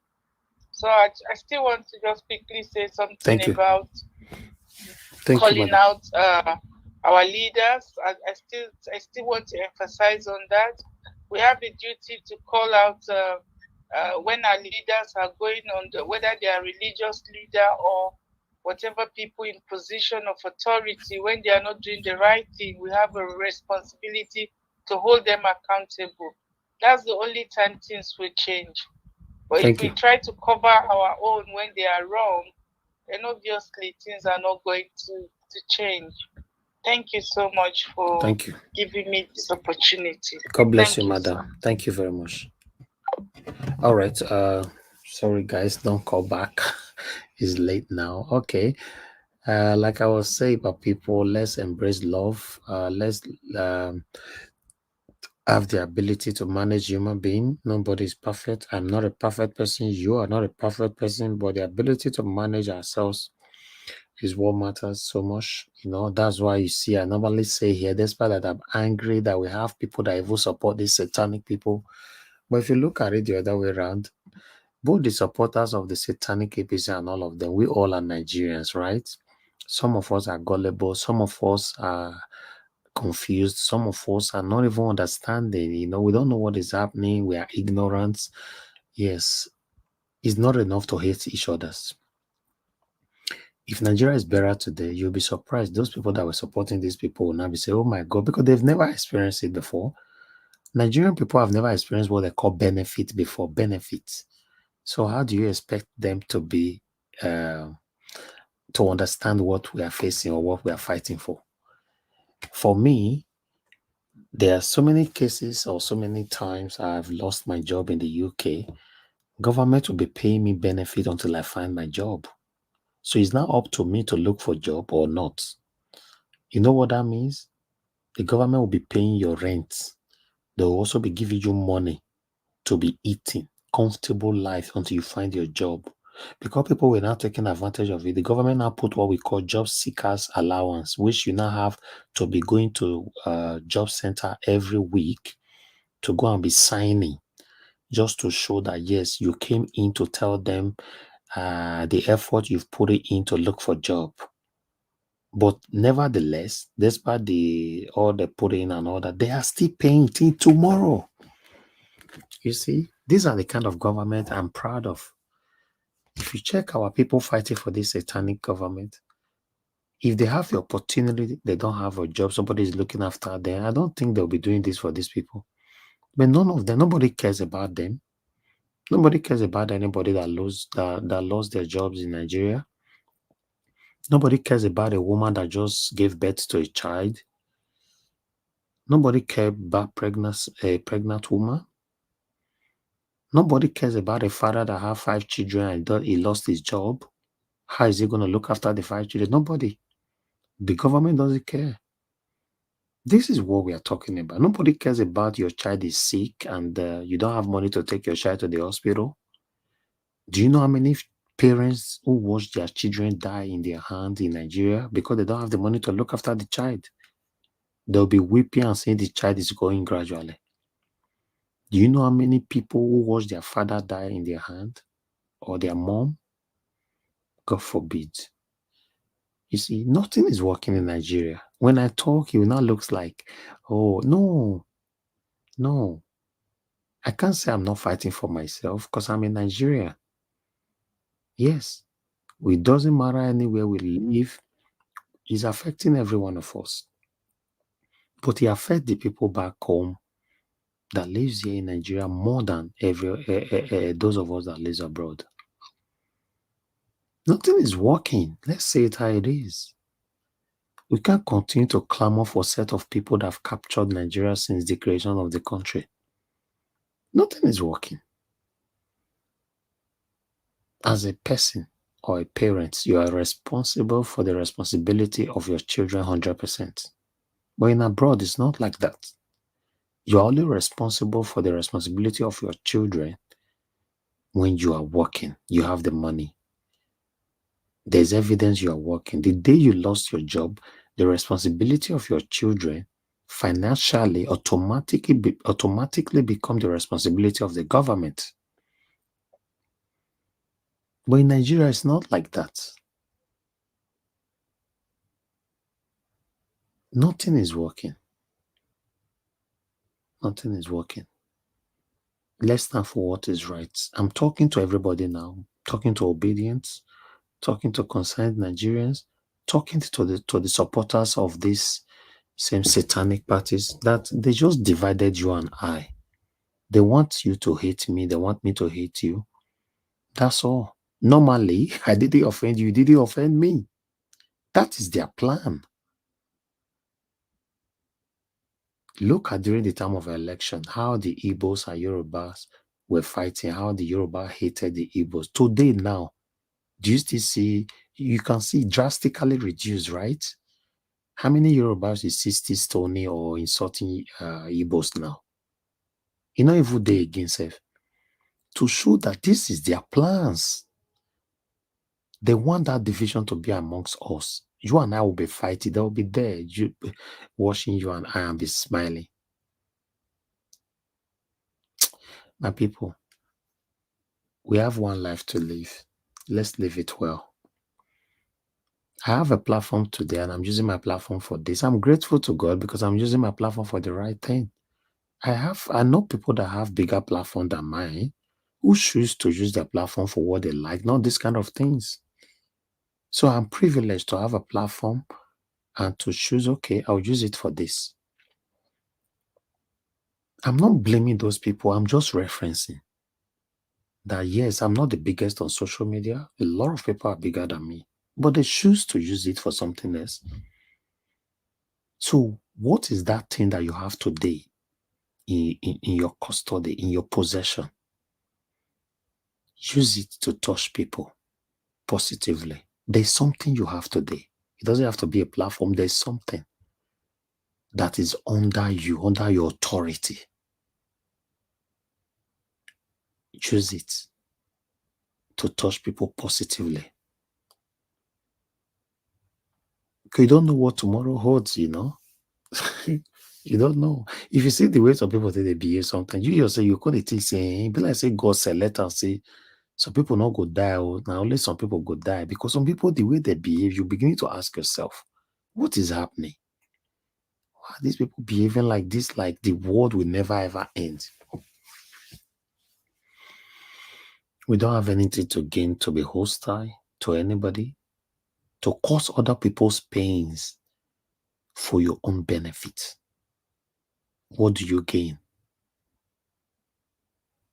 What do you gain by smiling while others are in pains? What do you gain? I just want to see my country work. Yeah, by God's grace, it will work through Mr. Peter Obi. He's the only person. And a lot will emerge before he will finish his 8 years in office. A lot of people like Mr. Peter Obi will now emerge because at that time, he has set the example, the pace, the path for everybody to follow.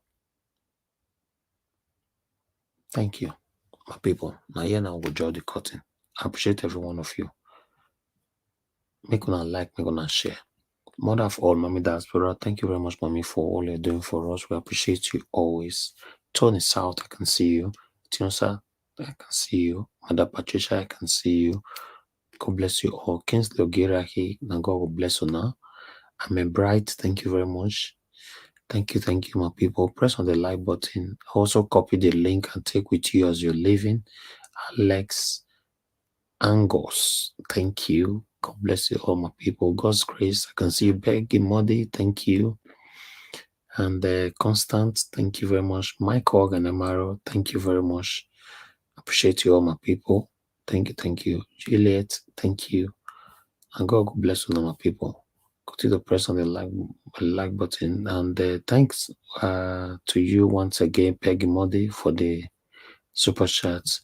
And all of you that super chatted me or supported me today, Pretty EJ, Dr. Alexander Gomez, Michael and Emaro, Cheesy Go TV, Alex Osarodion, I'm a Bright, and Peggy Monday once again. And God will bless you, my people. May your pocket never ever run dry.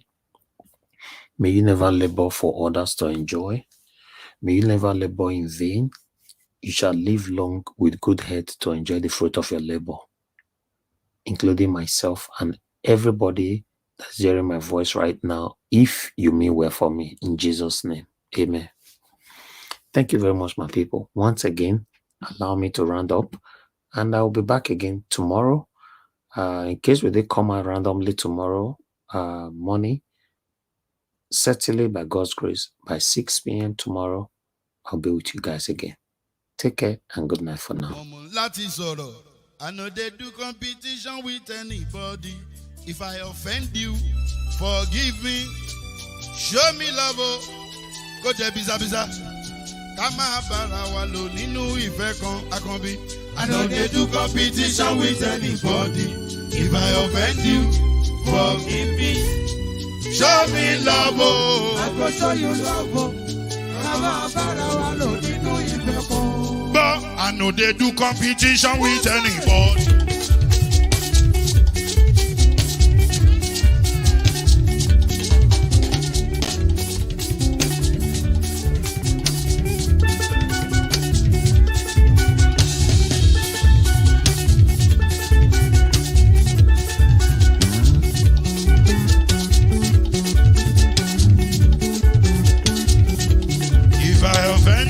Forgive me, show me love, I go show you love.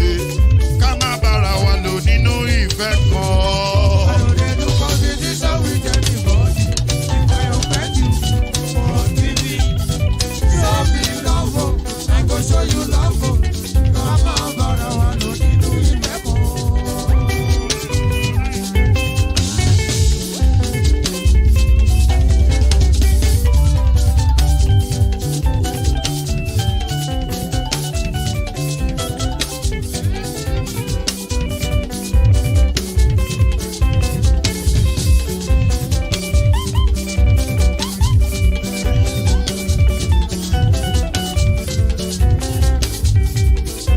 They do competition with anybody. If I offend you, forgive me. Oh, tó bá ti sanwó fún Ṣẹ́gun Nàbí o, ẹ fẹ́ jókù. Alákọ̀bí Ṣẹ́gun Nàbí. Alákọ̀bí Sábà Mẹ́la.